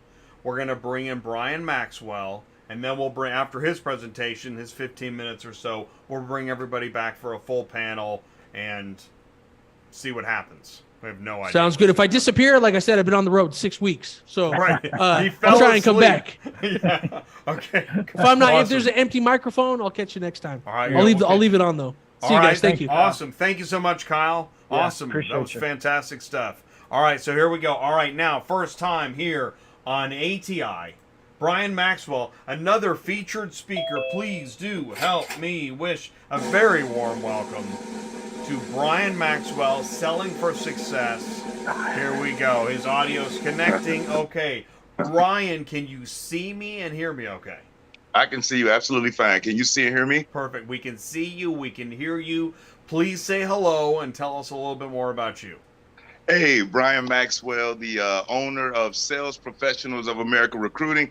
And I work with automotive dealerships and dealer groups around the country, providing them with staffing needs, recruiting and bringing in good people and training up their sales staff to be more productive consistently and more profitably. And I've been doing that. I've been in the automotive industry for 22 years and have been working with dealerships and dealer groups for almost 12. Wow. Yeah, and I've been following you on LinkedIn forever. Like I appreciate it. I see your stuff too. I see your stuff too. So Brian and I, just so everybody knows, Brian and I have never talked. This is the first time we've actually talked, I think. Well, no, that's not true. I did call you to see if you wanted to come on the show. But other than that, just a quick phone call. But otherwise, this is awesome. Quick phone call. Thank you, so Brian. So it's weird because when you say something like, well, Brian and I have been friends for about 8 years, that might be true, but it's just a different. So anyway, I'm really thankful, Brian. Really mean that a lot. You put out a lot of great content. I see what you're doing, and I want to be a new sales guy today. And I think I want you to be my coach, right? We're going to hand you the microphone, stand up to the podium, school us, man. Teach us Thank y'all for having me. I appreciate y'all having me on. Thank you. So what do I need to know? Yeah, help me get started here. Tell me let's pretend I'm really thinking about, I might want to change careers. So I might want to get out of car hauling or out of whatever it is I've been doing. I've heard, Kyle was just on here. I can make good money, and I might have to make some phone calls. But what am I getting myself into? In reality, what I call it, I consider it one of the best opportunities for somebody who may just have a high school diploma, a GED, or may even be college educated, but maybe in a field that doesn't provide the type of income consistently, for them to be able to survive. So the first thing a person needs to do is it's a mental checkup from the neck up. First and foremost, coming into it, and that's understanding that it is not a job. JOB stands for just over broke. And it has to be embraced as a career because it pays and allows you to earn career money. And so number one is the mentality of walking into it, knowing you get out of it what you put into it. And some people believe just by showing up and I've arrived, which means that everybody's got to love me. Or one of my favorite ones, Ty, is that they say, well, these cars just sell themselves. And I say, these people that own these groups are very intelligent and they love money. If the vehicles sold themselves, they would just line them up, fire every salesperson, and keep all the money. They don't. It requires someone to be a guide, a consultant, an advisor, and to help this person, give this person a good enough reason to make a smart, safe buying decision and do business with you at your store, because they can go anywhere in the world. So first thing is the mentality. Number two is understanding the steps in the process. It's like baking a cake. If we were going to make a cake, we need eggs, flour, sugar, maybe some milk, and a little bit of oil. But if I took 50 eggs, 30 pounds of flour, 20 pounds of sugar, and 5 gallons of milk and whipped it together, we'd have some crap. But if I took 3 eggs, a cup and a half of flour, maybe 2 cups of sugar, maybe a cup and a half of milk, whatever it is, and mix it together, now we have the potential maybe for a tasty cake or pastry. It's the same exact ingredients. It's just learning how to apply the proper measurements. And so everybody has the skill, has the ability. And some people are better listeners. Some people are better communicators. Some people are focused on being a problem solver, a solution provider. Whatever that is, this industry will bring it out of you. So the mentality, understanding your steps in the process, and be willing to be persistent, realizing Rome wasn't built in a day. And it takes time to learn it. And the people say, man, I'm not selling 20 cars in 90 days. I'm out of here. And it's like, whoa, what industry can you get in and be a beast and at the top of the totem pole within the first year, if not 5 years or even 10 years? But this business allows you to go from zero to a hero within 12 months if you apply the right strategies, the right selling methods, and more than anything else, have the right attitude. I hope that answered your question. Well, it really did. Now I'm feeling pretty motivated. Yeah. He answered my question. That was awesome. What did you say, Jay? He answered my question, which was, that you got me warmed up. We just did chapter 1, get fired up. All right. So, and I tell you, I'm really tempted. I got a couple of the videos that I saw, and I want to run them, but they're kind of long. I'd rather hear you talk. So, what's chapter 2? Now, what do we do? You got my attention. Right. So now that we're in it, and it's actually application. At a lot of stores, let's just be real. In the competitive market, a lot of general managers are busy. General sales managers are busy. Managers are busy. They're helping other reps. They're helping customers. And so the opportunity or the time to actually train and give their salespeople the TLC that they need usually is spent during a meeting in the morning that lasts maybe 30, 45 minutes. And you're going over the numbers from the previous month or the previous week. And then you might slip a little bit of sales training in there. And you say, hey, everybody, just, go to YouTube or download these courses or get online. And what management is, because the second part is management too.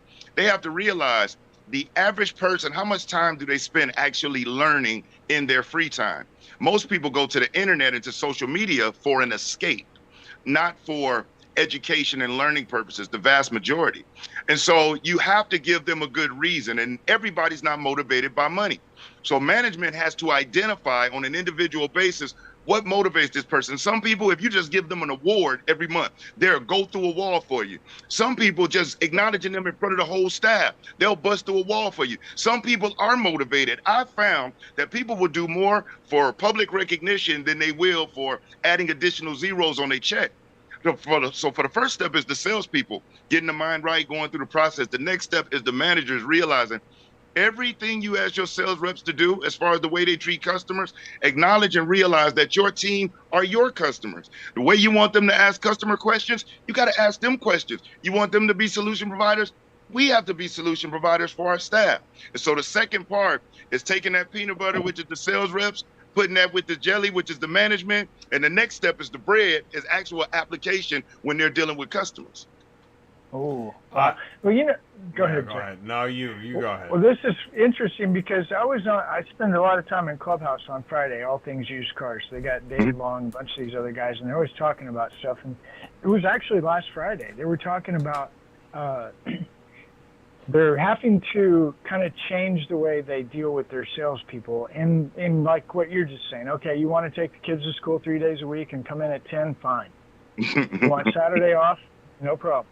And that's, to me, interesting because, even as a vendor for 20 plus years, transport guy, I remember getting calls on Saturday at noon. I need my cars, go get them now. Yeah. And yes, sir. Right. and that there was that kind of that standard that if they're going to talk to me, just vendor guy that way, I always really felt, and I even saw sometimes how they would talk to the sales team. Yep. And the expectation, and it's not, sometimes it feels a little overbearing, maybe a little bit authoritarian, but as a whole, it was for the greater good, is what at least I thought it felt. Does that make sense? Yeah, it makes a lot of sense. When you're talking about how do we get the sales guy, we need him, don't we? Yeah, we need him. We have to have him. Need him. And as management, we've got to figure out how to keep them. So is there a shortage in salespeople? Oh, man. The turnover right now in the industry, let's just take on average, is about 41%. Within the first 90 days to a year, you're going to lose 41% of your sales staff at the average store. And think about this. JM&A did a study, and they said that the average sales rep that's hired, it costs the store $15,000 per sales rep when you're talking about hiring them, getting them certified, and training them. So imagine if you got 10 people, you lose 4 of them, and I'm understating, you lose 4. What is that? $60,000 right there. And you got to bring on another 4 to replace them. Not to mention how many blown opportunities did they have? How many leads came in that they failed to contact? And see, this is the thing. Most stores really don't know the expense that it is when they're unable to really attentively develop and progress these people. I'll do you one better than that. Everybody's waiting on a 20-car a month producer. They say, Brian, we want you to staff up our store, man. Can you get us some 20-car a month producer? I say, guys, every 20-car a month producer, unit a month producer I know was developed within a store. And they got to a point where they're not going on the internet looking for a job. Matter of fact, they're turning them down. If you want that producer, cultivating from within, where they know the culture, you're familiar with who they are, you know what drives them and motivates them. You know what I mean?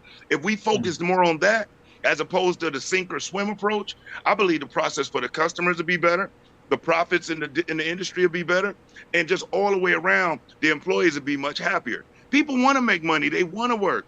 But if you tell me you're going to take me out in the ocean, and you want me to fish, but you don't give me a rod, you don't give me any chum, you don't give me any bait, but then you hold me accountable for not getting any fish, man, they would say, well, the bait, it's over there on the shore. I know we're out here on the boat, but you got to get out there and swim to that bait and get it yourself there and bring it back over here and fish with me. It's just not going to happen. Well, that's why I was going to say it is management, right? So do you teach sales? Do you also then consult on better management styles? Absolutely. Yeah.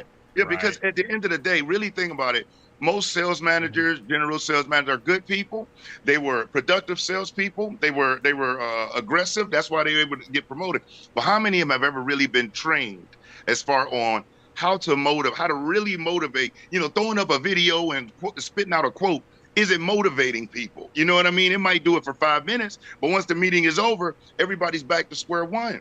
And so we really have to learn each person's motivation. Hey, you want to put your kids in a private school? What's the name of the school? Where is it? How much is it? Let's post that up in your cubicle where you got to look at that every day. If you want to get an award, what type of award do you want if you was able to hit this number? Gotcha. We'll go down to Office Max. We'll get that done. You want to get money? How much is it? Okay, well, we're going to put some, whatever it is. It has to be visual. It has to be consistently delivered to them so they can constantly hear it. And you have to help them. You know what I mean? That's my humble opinion on it. Wow. Well, it's funny you say that because as a vendor for years, there was always, you could tell relatively quick how kind of the overall culture of the dealership was. So one of the questions I always ask anybody, how long has that used car manager been here? That was like always the first question I asked. If it's less than 2 years, we have a revolving door. We're probably going to have a hard time getting paid. There's probably a lot of tension here, a lot of drama, and I don't know, I don't want to be a part of it. It might be woke corporate stuff. Just be careful, right? Yep. But then you go into the other dealership, the one down the street. Hey, how long has the used car manager been here? 32 years. Oh, I love these guys. Come here. Yep. Which they love that person. Which they love them, yeah. And that's right? that's yeah, yep. It's There's exactly the something to same. that. And that's It's what I exactly. teach. Oh, Go ahead. No, well, when I teach car hauler guys, go get your own customer. Go to the dealer. Question number 1: how long has the used car manager been here? So here, okay, good. Here we are. We're at the promise, which is, if you've had trouble, this is the premise of this show.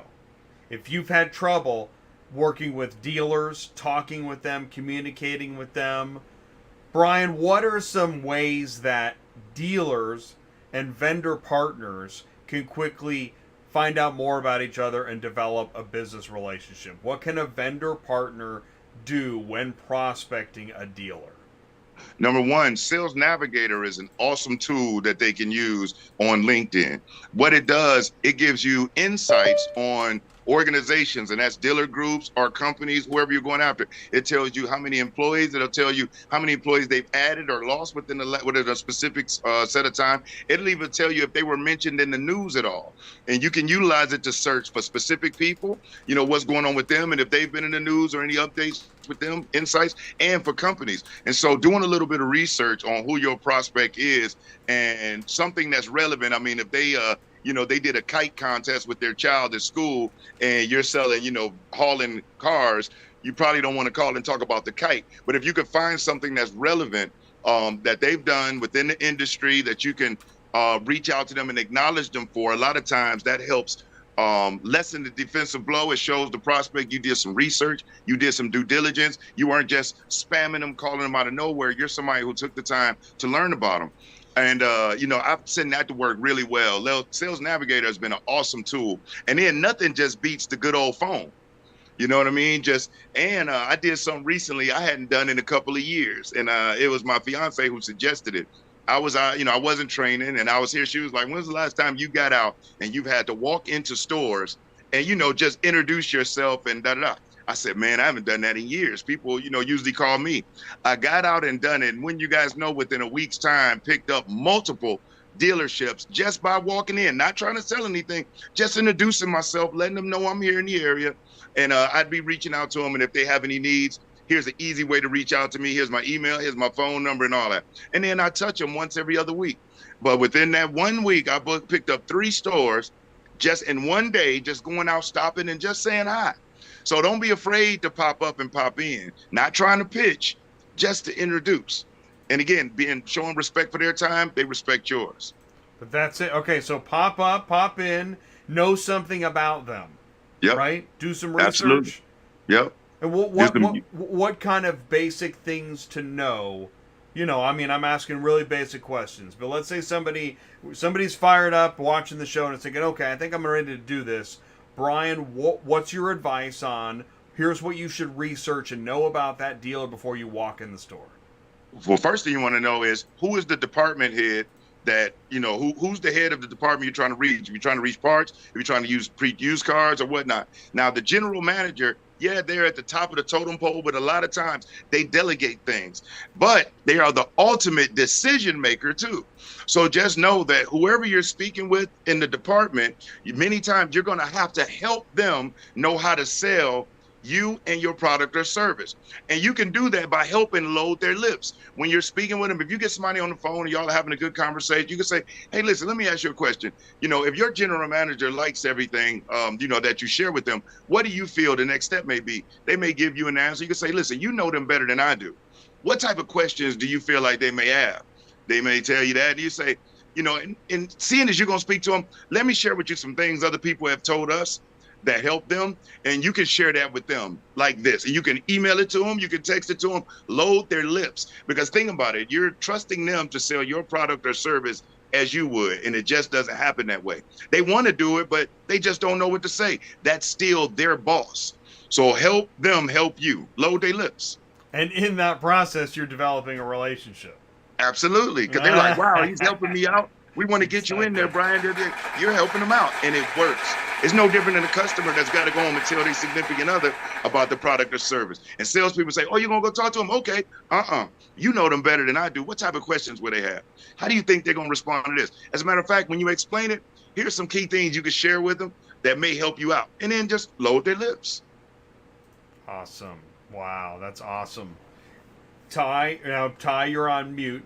And take it away, and then after this, then we'll go into the panel. It's yours. That's what I said. This is perfect. Bring him in. Should we just do it? Okay, cool. All right, stand by, Brian. Stand by. And all right. Brian, thank you so much. Wow, what a great segment. All right, so hopefully everybody's enjoying what we're doing here tonight. Thanks for jumping in the live chat. Okay, here we go. The full panel. Camera one, everybody get ready. If you're watching the show, if you're maybe you're just hanging out in the green room having the shrimp cocktail. I don't know what you're doing, but everybody get ready because here it comes. Here comes the full crowd. Let me go ahead and mute the audio there for a second. Thanks for jumping in the live chat. We now have, so Ryan is going to be up on the panel. We got Ryan. We got, I can see Kyle's microphone. I can see Tiffany's going to join. Okay, so mic check. If you're watching the YouTube stream, please mute that. I hear somebody's YouTube stream, and it could be Kyle's, because Kyle's microphone is going. Mic check. Okay, there it is. Okay, all right, here we go. So here we go. All right, camera one. Oh, no, now I hear it again. Somebody mute that live stream for me. Okay, I don't hear it. Perfect. Here we go. Ladies and gentlemen, the Dealer Boiler Room panel live on ATI. Mic check 1, 2, 3. Here's what I said I would do is that I'll jump right into it. Start with introductions. I see Ryan, I see Tiffany, I see Phil. I'm going to go in order. Ryan, please say hello. Tell us a little bit more about you. Just a couple minutes. We'll do introductions, and then we'll go into the full panel. Take it away, Ryan. How's everyone doing? So my name's Ryan Hartigan. I never planned on joining and entering the automotive industry, but my family's been in the auto industry for 60, 80 years. I actually took a honors degree in neuroscience. I studied psychology and persuasion and decision making. I was really interested in the practical or the scientific process of sales. And when I left university, I started a marketing agency, and I started signing on dealership clients. What ended up happening was that I realized I had to get some practical experience in the sale to really help them at a deeper level. So I went to some of my agency clients and I said, hey, I'm going to sell for you guys for the next, year, 2 years. You train me on your process. So I had some agency clients that were sales trainers, and I got some really good training with probably some of the best in subprime, which was the space that I'm focused on right now. And so I got a lot of great sales training from those subprime dealers, ended up getting much better results for the agency clients, ended up starting to train my agency clients on the sale. I became better at the sales process than a lot of the agency clients that I had. And then what happened about 3 years ago is we started building a software. So now we have a CRM for independent dealers called Turnover CRM. And so right now, the way that works is it's almost like they get kind of like a consulting relationship with me, because we go so far and above and beyond to make sure that we can actually ensure results for those clients on that system based on, the experience that I've had with sales and with working with so many dealerships. Wow, thank you, Ryan. That is, wow, he had a lot. That was really good. Good job. Tiffany Simonsen, please do say hello. Tell us a bit more about you. Hi, guys and gals out there listening. So my name is Tiffany Simonsen. I'm the Director of Sales and Marketing for Torchlight. I began my career in telecommunications and then found myself in software development, where I was fortunate enough to be assigned to the automotive vertical. So I was blessed to help car dealerships develop customized software programs for their sales and operations. Moving forward, I took a hiatus from the B2B world because a couple of good friends of mine said, hey, if you really want to know the car business, go sell cars. So I was the internet sales manager for Larry H. Miller, downtown Toyota Spokane, for over a year. It was a truly enriching experience. And now I find myself today doing cybersecurity. So I support roughly about 100 automotive retail locations. We provide everything from preventative to post-breach remediation. And we also do compliance auditing, which is also very exciting. I'm glad to be here. Wow. Fantastic panel tonight. Okay, awesome. Thanks, Tiffany. And then Phil, please say hello and tell us a little more about you. Hi, my name is Phil Norling. I founded Gaurd Security about 18 years ago. In a couple months, anyways, it'll be 18 years ago. We do closed to open security for auto, RV, and marine dealerships. So we have no AI. We actually spend real human eyes on the cars all night long. And I love your I love your cars behind you. I decided to put my own behind me. Awesome. Thank you very much. Yeah, no, I see the cars behind you. You've got like a double decker. Is that like it's a Hot Wheel. Matchbox? It's a Hot Wheels. I like that. Hot Wheel. Oh no, wait. Oh, that is a car hauler with. It's a Hot Wheel car It's a hauler. supercar. I think they have those in Shanghai, actually. So, awesome. Thank you all for taking the time. Now, Ty, you're on courtesy mute again. Kyle's back. Gosh, what do we do? I was going to say, so what's really cool about these kinds of shows we do is now I want to hear what Brian, like, out of our guests, like, nobody knows anybody here. Nobody knows what everybody does, right? Right. Right. So as you're sitting here and you're listening to Ryan and Tiffany and Phil, you're like, wow, I saw both of you guys, Kyle and Matt, Brian, I saw both of you when Tiffany was talking about IT security. You both were like, ooh, I saw your face. What's that all about? Cleared my browser history. Want to make sure she wasn't spying on what I got going on there. That's important to us because we do a lot of, we handle a lot of financial information and stuff in the CRM. So I was interested in it. I'm in the process of trying to hire someone has a specialty in that space and looking at some things we can build in that space. So that's kind of why probably my eyes are goggling.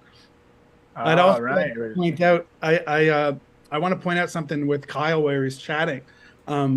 He's the first person I've seen that shared this strategy that I think just makes sense, and I don't see anyone else talking about it. So I want to, just give him credence there for saying, opening them up around the vehicle options.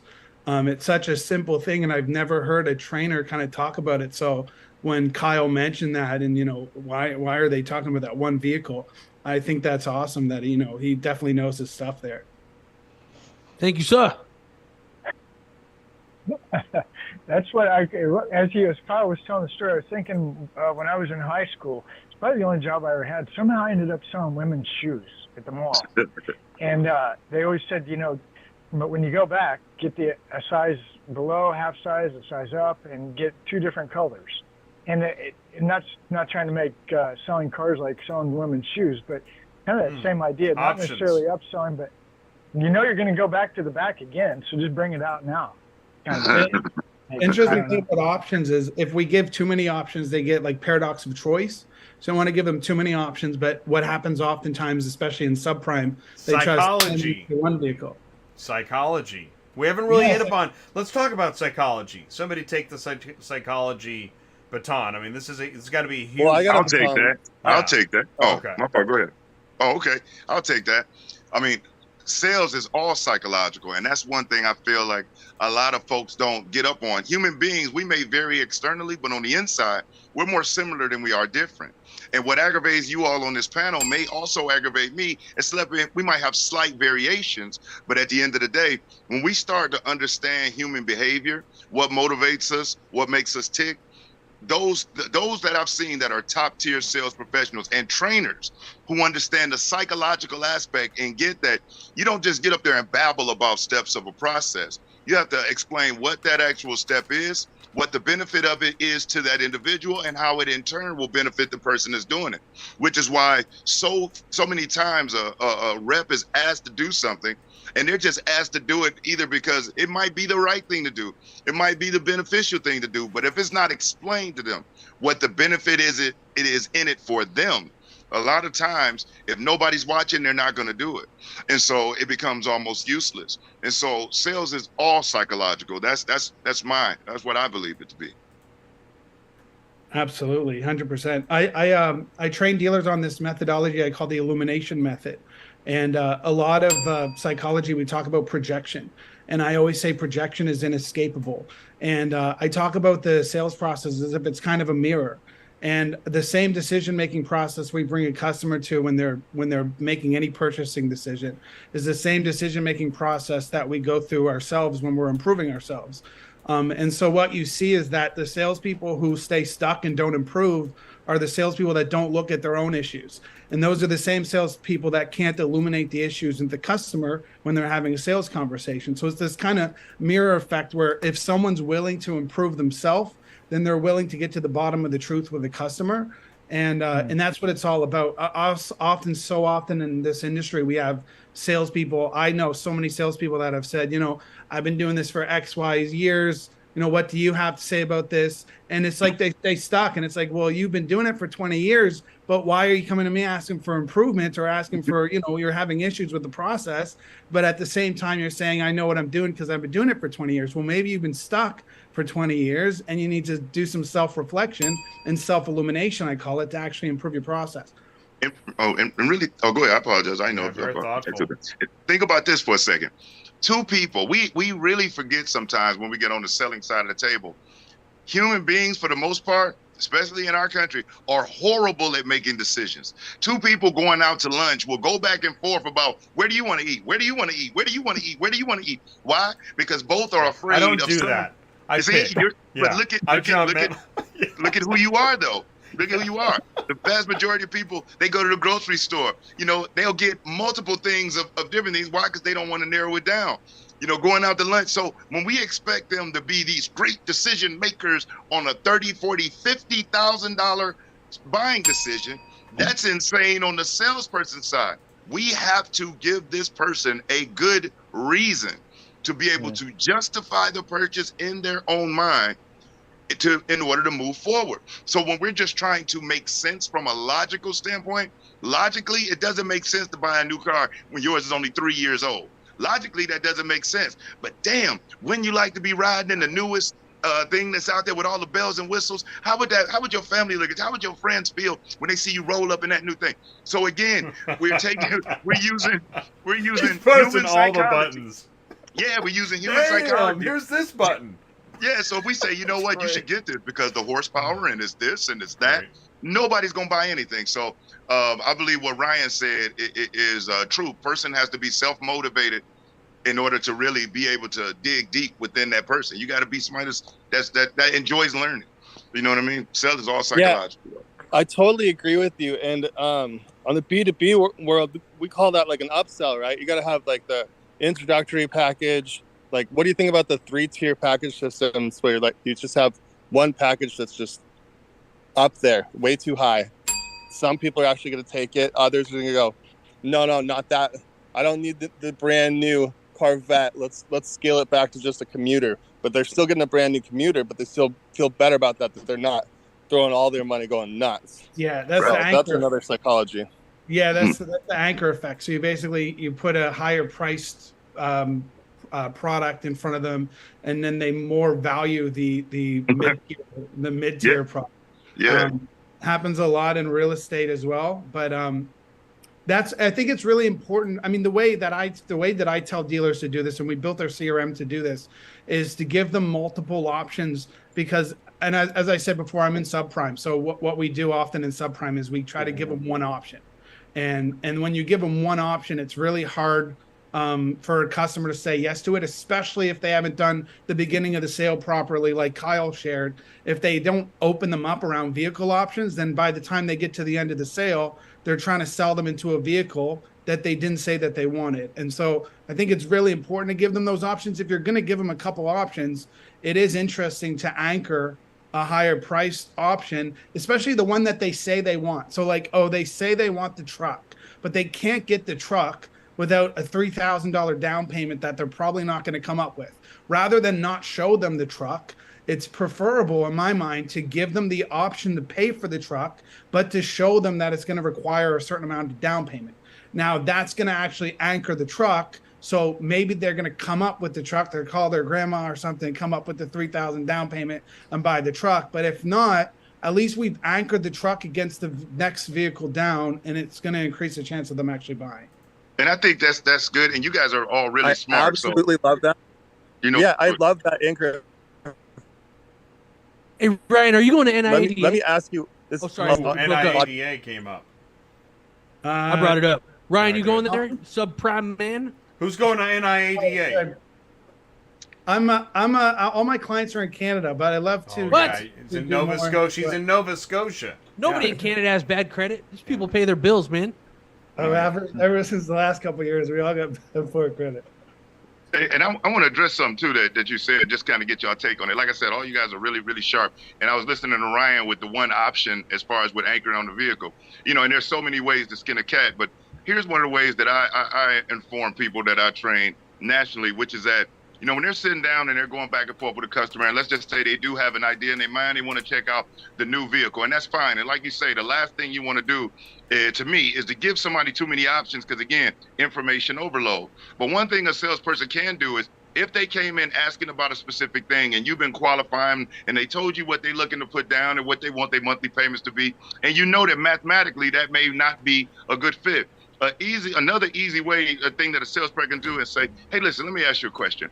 You know, in the event that we have a certified pre-owned option that may, you know, fit your budget a lot better than this and still bring you, you know, all of the, you know, help you accomplish whatever it is you're looking for, but just might be easier to customize and get within that budget. Are you at least open to let me show it to you? You know what I'm saying? In the event that there's any issue with this particular vehicle, we do have a certified pre-owned option. It's just maybe a year or two older. The body style is very similar. The only difference or variances is slightly in some of the features. But in the event that we run into that, are you at least willing to let me share it with you? And a lot of times, a person might say, okay, cool, but at least later on, in the event that we're unable to get them in that new, I can always go back. You remember earlier when I asked you, you know, in the event that we have any issues, would you mind me showing you a pre-owned option? Here, check this out right here, and just going back into it. So if you got skilled people that can show multiple options and not, you know, get the customer like, I think that works. But for most salespeople that are a little bit, that might not have that type of swag, I suggest to them, you know, go with one, find out what they like, find out what they don't like. And if you have to regroup it and bring something else, do that, you know, one at a time for the most part, because you can run into some serious issues throwing out 2 and 3 because they're all new, they're all nice, they all smell good. How do I know which one I choose? It becomes about price then. So, you know, to eliminate me having to reduce my gross profit, I'm going to keep you on one. And if I have to take you to a variation, that's cool. But we're going to find out all about that one before I go to something else. Because some people have you sitting there for 2 days, man, showing them all types of stuff.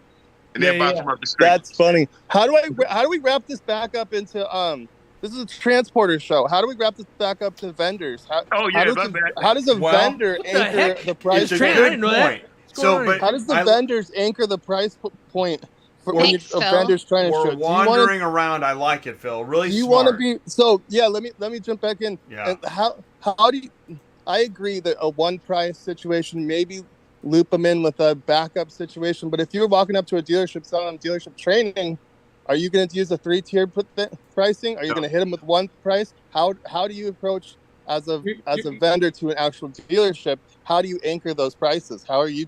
I think you're still going to use some type of anchor effect, but it's about anchoring everyone else's product and service.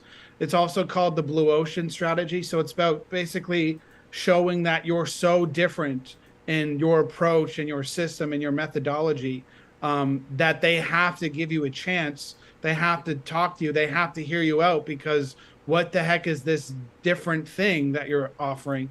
And it's kind of its own anchor effect. I want to say this. I like blue ocean. I like what you're saying, because here's the deal. This is my understanding. And after I say this, then I'm going to hand it to Tiffany, because on the ATI hot potato game, if there's too much time where you haven't talked, you get the hot potato. So, but after this, okay, so what I want to say is, how do you differentiate yourself? I know someone's thinking this. In the world of auto transport, in the vast ocean of auto transport, how in the world do you differentiate yourself? I actually don't know the answer. I'm not a broker. But thinking that, Tiffany, take us in another direction. What do you got? Okay, so I'm going to point out a couple of obvious things here real quick. Every single person who's sitting on this panel right now, we are one of many in a marketplace where we provide a similar service. So when we look to value propositions, right? Value propositions are fine and dandy, but I've always found that, especially in my line of work, it's, do they like you? Do they want to work with you? Really is the value prop. Is there an opportunity for a positive, healthy, great business relationship? You can try anchoring all you want. People have a imagined amount of, like, I like to think of this in a value exchange, right? And so the value you bring to the relationship is yourself, right? Any relationship that you have, it's so you do, sales training, you recruit, you watch security cameras, cybersecurity, transporting. At the end of the day, it's, do people like doing business with you? Do they trust you? And then from there, everything just kind of comes naturally. And so that's just kind of my thought on, we can get into the weeds on price anchoring and all of like the little strategies around that, but it does not make one damn bit of a difference if they don't like you. So I agree with Tiffany. It's so true. Wholeheartedly. It's so true. And it's so hard to get in front of them. Like, even in the pre-chat on, I think it was LinkedIn, Mark Harvey was saying, look, I'm a dealer, and dealers have a lot on their plate, maybe now more than ever. So they're reluctant to engage in any conversation at all that they can avoid, unless it's absolutely critical for that day right now. And it's so hard to get in front of dealers. I wish it was about psychology and anchoring, but it's just. I saw that comment too. Good point. Yeah, and so if they like you, I'm going to take this a step further. If they like you, that's the first step. The second step is they have to have a problem that you can solve, right? If you're not solving a problem, there is no deal. So people can like me all they want. There's a lot of people that like me that don't do business with me because I don't have a problem that they can solve. Yet my whole running joke is you either work with me today or tomorrow, but regardless, you'll end up working with me. That's what we say on ATI. And she's exactly right, because there are times no doesn't always mean no. Sometimes it's just not right now. There's been stores that I've reached out to. We email them, we touch them, and it's been nothing than just that one day that phone call pops in. Brian, we need 10, and it's just making sure that when they are ready, it's easy for them to find you. That's why I believe putting out content, and not necessarily whether you're doing videos, whether it's post videos, just sharing tips. Keeping yourself out there so that when they are ready and they realize you're consistent, you provide good, valuable information, this person may be somebody I can have a communication with, because I'm not the cheapest out there by far, but I'll get more business than somebody that's cheaper than me. And there's a lot of people out there, they just give it away. And I'll say, you're not helping yourself. You're devaluing your services, and they're going to still expect you to produce like somebody who charged 5 times as much as you. So you're going to do it. Pricing psychology, right? Who said pop up or pop in earlier? That was Brian. That was Brian. Yeah, that's so true. Because like you said, they're not they are so busy, they won't talk to you until you need them. So you have to pop up or pop in so that they think of you. I think you're exactly right. I encourage everybody that I talk to donuts. Donuts work amazing. Don't they, Brian? Yep. Even if they don't eat them, it's still the point. Look at Kyle. Kyle, what do you think? You do donuts? Who cares if they eat them? Me? Do I do donuts? Do you take donuts to the dealer? Maybe their customer eats them. Who cares? I bring usually if for like my version of a donut is usually a camera. So you know, it's funny. The I'll say, hey man, you know what? Do you have any why buy from us videos? Do you have any why work from us videos? And I'll break out a camera. I'll say, I'm going to shoot you real quick, and I'm going to make you a really cool commercial. I've gotten a bunch of deals doing like that when I don't know the people. I'll just walk in and shoot them a quick commercial. It's my version of a donut. I'm going to share something with y'all. My fiance gave me this idea. She did it recently. You know, everybody comes in with all types of gifts, and then she took a box, a container of apples to this individual, and it was it wasn't her, it was somebody I spoke to today at the dealership. They gave up to get in to see doctors. This guy used to sell pharmaceutical equipment, and he was telling me about, I said, how do you get in? What do you do unique? He said, I brought him apples. And I said, well, man, I would think that might work the wrong way, because, you know, an apple a day keeps the doctor away. But it was so different. And by them being health conscious as doctors, he said that's gotten him in on first visit so many times, just being different by bringing apples. I know one girl who orders pizza. Every once in a while, if it's a dealership she's trying to get, she'll just call and say, hey guys, I don't want anything from you, but I felt like your salespeople may get hungry. I know it's Saturday. I want to order pizza for you guys. You think she's going to get a meeting with the GM next time? Totally. I don't want anything. I just want to know what kind of pizza you like. Yeah. I'm out of here.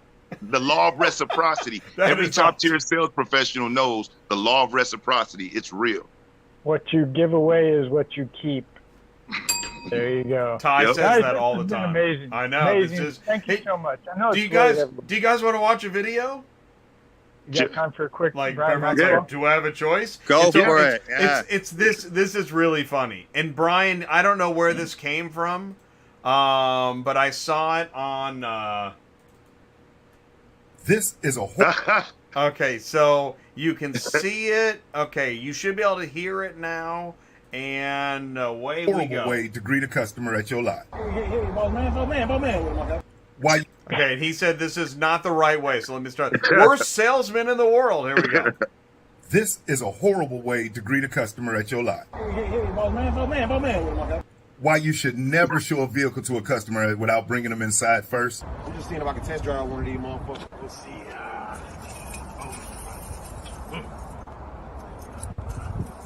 Give me a second, moment. Is this how you talk about mileage? Light 108,000 on. Light 108,000 what? Light, real light 108,000 what? 108,000 miles. The mileage? Never make promises that you can't keep. You know, everybody wants it. I told you. I take it off the lot right now if I could. I take it off the lot right now if I could. Yeah. You want to test drive it? I need your proof right now. I talked to Jesus. He gets in his pocket again. And always avoid telling lies to your customer, because it just makes you look crazy. Can't get you in that. What? This close up. COVID. Yeah. Get you in that one on today, guaranteed.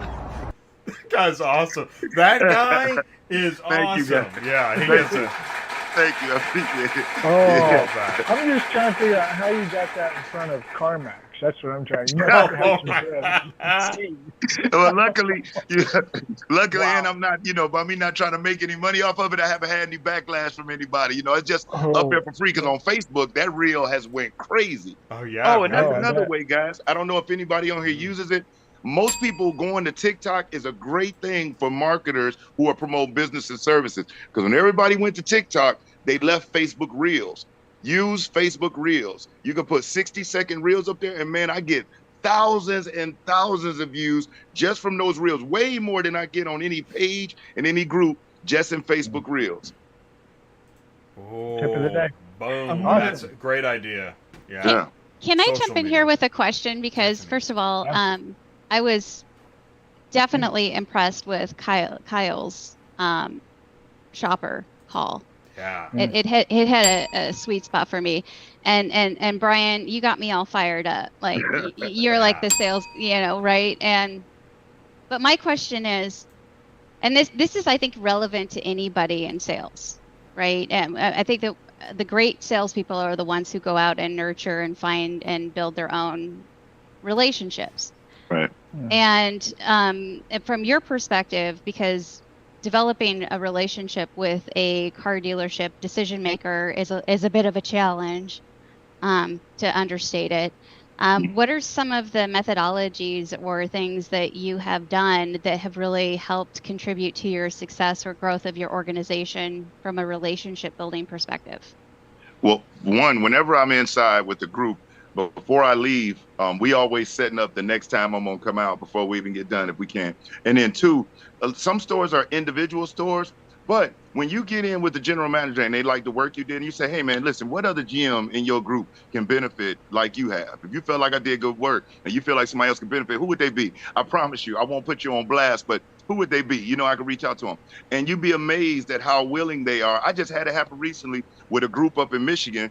Guy reached out to me on LinkedIn. You know, we spoke. He reached out to the VP who reached out to the CEO of the group, and they got 28 stores. And guess who's their guy that's going to be coming in doing their stuff?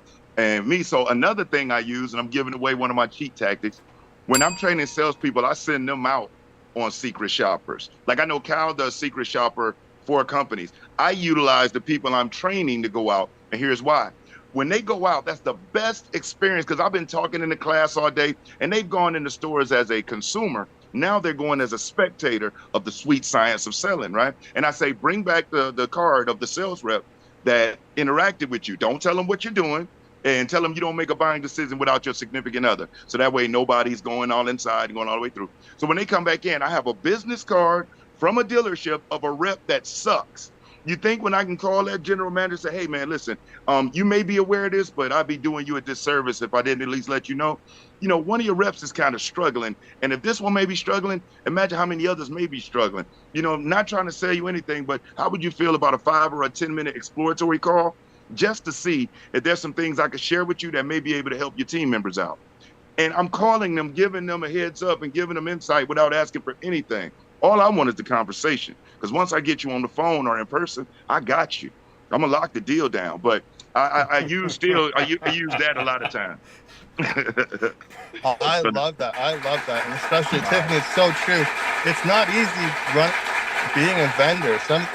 Sky Halden said on the pre-show chat that just do your job, communicating delays or changes, don't mess up, rinse and repeat, and you'll be a vendor superstar. It's just not that easy. There's a lot of subtleties to being a rock star and a dealership partner. And I think the relationship is a good part of it. I think that's a huge thing, saying that you need to leverage your relationships for referrals. Do you have any advice on, like, do you just call them up, or is it just when you give them the invoice, or when do you ask for that referral for other dealerships? On the last day. Like on the last day, throughout the week, I'm kind of peppering it, saying, hey man, you know, when I finish, I'm gonna ask you for, for some names. I'm kind of playing around with it, joking. But then, when you get done training and you're kind of doing your exit conversation with them, and you're setting up when the next time you're gonna come back out, and that's when you go for it. You've earned their trust. You came in and showed and proved, so they can feel. The only reason they don't refer people more often, they don't want to be held accountable if you suck at what you do. But if they can take props for them referring you to somebody and you helping turn their store around too, that man, them GMs love to beat their chest and say, yeah, John, you were selling 120 last month. Now y'all did 160. You're welcome. If I wouldn't have sent Brian over there, that's how they are, So you got to play to that ego. Hey, who do you want to be a hero for? Who else in your group do you want to help out that you can refer me to? And I can help them like I have you, and that helps. I love that. So I once again, pandering to the audience, I watch these car haulers dropping off cars at 3 in the morning, 4 in the morning. So they don't get a last day kind of situation in front of the GM, or if they don't get that situation at all, what would you suggest for them? I would say that they create a survey of some kind where at the end of their service, they can email it directly over. And it could be digital, where they could do a multiple choice and then leave a box at the bottom and say, saying the same thing. If you know anybody that could benefit just like you, or that's needing some cars hauled, would you mind giving me their name? And, can you please add their name and contact information? And just leave a couple slots for them to add some people to refer. But it's at the bottom of a survey that you send out after every haul, because those surveys are also your marketing pieces. Imagine if you could send that to the person that you're pitching next. You can just send them over a file that has all of your great surveys from all these different stores.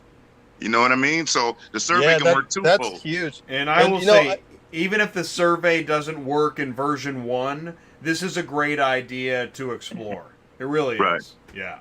Yeah. There's something that Kyle said that I think you should reiterate on. And we kind of skipped over it, but he said that he will create videos for his dealers. And so yeah, that's a great idea. There's a lot of there's a key point there, which is if you can give something to the person you're trying to start a conversation with, some kind of service, some kind of product, a foot in the door, so that they value your service, that they feel like you're going out of your way to give them something, that's the best way to start the initial conversation. And I bet you Kyle's doing a bunch of stuff like that, and that's why he's built his business so large, because he gets that. Mystery shops and stuff too. We always try and give a lot. So thank you. Yeah, it works. I try and give real hard tangibles that people would have to pay for. Phil, you were going to say something. Phil, what was that? I was just thinking, I hear a lot of vendors go, well, do I offer discounts, not necessarily kickbacks, but a spiff? What am I going to do for these referrals? When I send that invoice or I send that survey, should I say, hey, I'll give you new customer 50% off and you 50% off 1 month? What's your thought on discounting versus just straight up asking? Yeah, don't discount. Stick your neck out. You kind of got to give. It should hurt. Like, don't give them a discount. Give them something that hurts to do. Like Kyle's doing videos for them. Like, do something that hurts you. I know a guy that says, follow me on Facebook. If you want to know where your car is and what I'm doing, follow me on Facebook. I post all the time. Now, that's pretty wild, but that's what he does. So you actually feel like you know the guy hauling your car. That's pretty intense. Yeah. Like, that's he loves Ben Yates. That's a real good strategy. To get that is amazing. And again, that's marketing. That's 100%. Yeah. As a person, I built the VAR channel for my organization, and I can definitely say when it comes to an end client perspective, you don't want to discount your service. You need to maintain the value of your service at all times. No discount. But for referrals, you should always give a thoughtful gift. And when I say a thoughtful gift, you take the time to understand the person who is giving you the referral and give them an appropriate gift around that. So if somebody's into golf, maybe buy them a round of golf somewhere, but you should know where your referrals are coming from. Now, one part that I found the most success in, especially in automotive, was my vendor partners. The vendor partners in the industry, I have probably generated the most net new logos from my partners, from vendor to vendor, because A, they trust what we do, and B, they feel comfortable in referring our products and services. From there, we have more formalized structured agreements. Of course, nothing that is would put anybody in any kind of position to where they, if anything, untoward or below board. But through the vendor referral partner network, I've always found that I've generated the most new logos. It's not just in the car business; it's just across the board. But yeah, when it comes to direct end clients, just take the time. If they take the time to refer you and you get a sale, you should definitely take the time to find a thoughtful gift to give back to them. That's a great point. Yeah. Right. A reward, a great referral. And then my mentality is, if I'm dealing with a managing partner, I'm a little different than when I'm dealing with the general manager who's an employee too, because I understand the difference. A managing partner really cares. They make their money off gross and net profits overall. A general manager, and y'all have to remember that a general manager makes their money off what they didn't have to spend for the month. So a lot of times when a general manager is saying no, it's not that they don't want it. is that dropping that $10,000 or $15,000 is going to affect their paycheck for that month. So when you're having this conversation, you have to make sure that you point that out by you acknowledging and knowing, hey, listen, man, my job is to make sure you make more money this month than you had to dole out. They have to know that because they're afraid, like, oh, Lord, I dropped this 10, 15,000, man. Oh, my Lord, I'm going to take home less. I'm like $4,000 or $5,000 less. And are they really willing to go for that? And then have to deal with the upper management, the owners saying, you spent that and this person came in and what did we get out of it? Because they still have bosses to answer to when you're an employee general manager rather than a GM/managing partner. So know who you're talking to. If you're talking to a manager partner, they're all about overall profits. If you're talking to a general manager, they're about right now, immediate return, IR. You know, that's what they're about. Boom. Hey, I appreciate everybody. I've been on the road for weeks. My beautiful young lady's making me get off. She's been pulling on me for 20 minutes.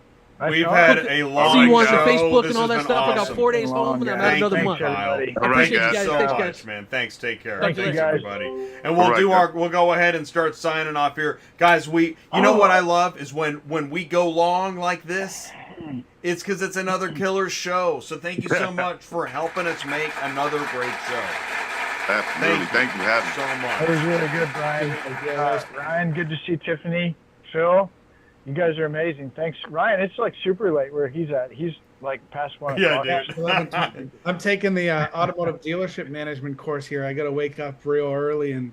Oh man! Well, thank you. Oh, Ryan. get a good We night's really sleep. appreciate it. Thank you very Tiffany. much. All right, thanks, guys. Yeah. Ryan, good hey, to see Phil, you. great job on Awesome. managing the live chat and some feedback. You played a great role tonight, and I really do appreciate that.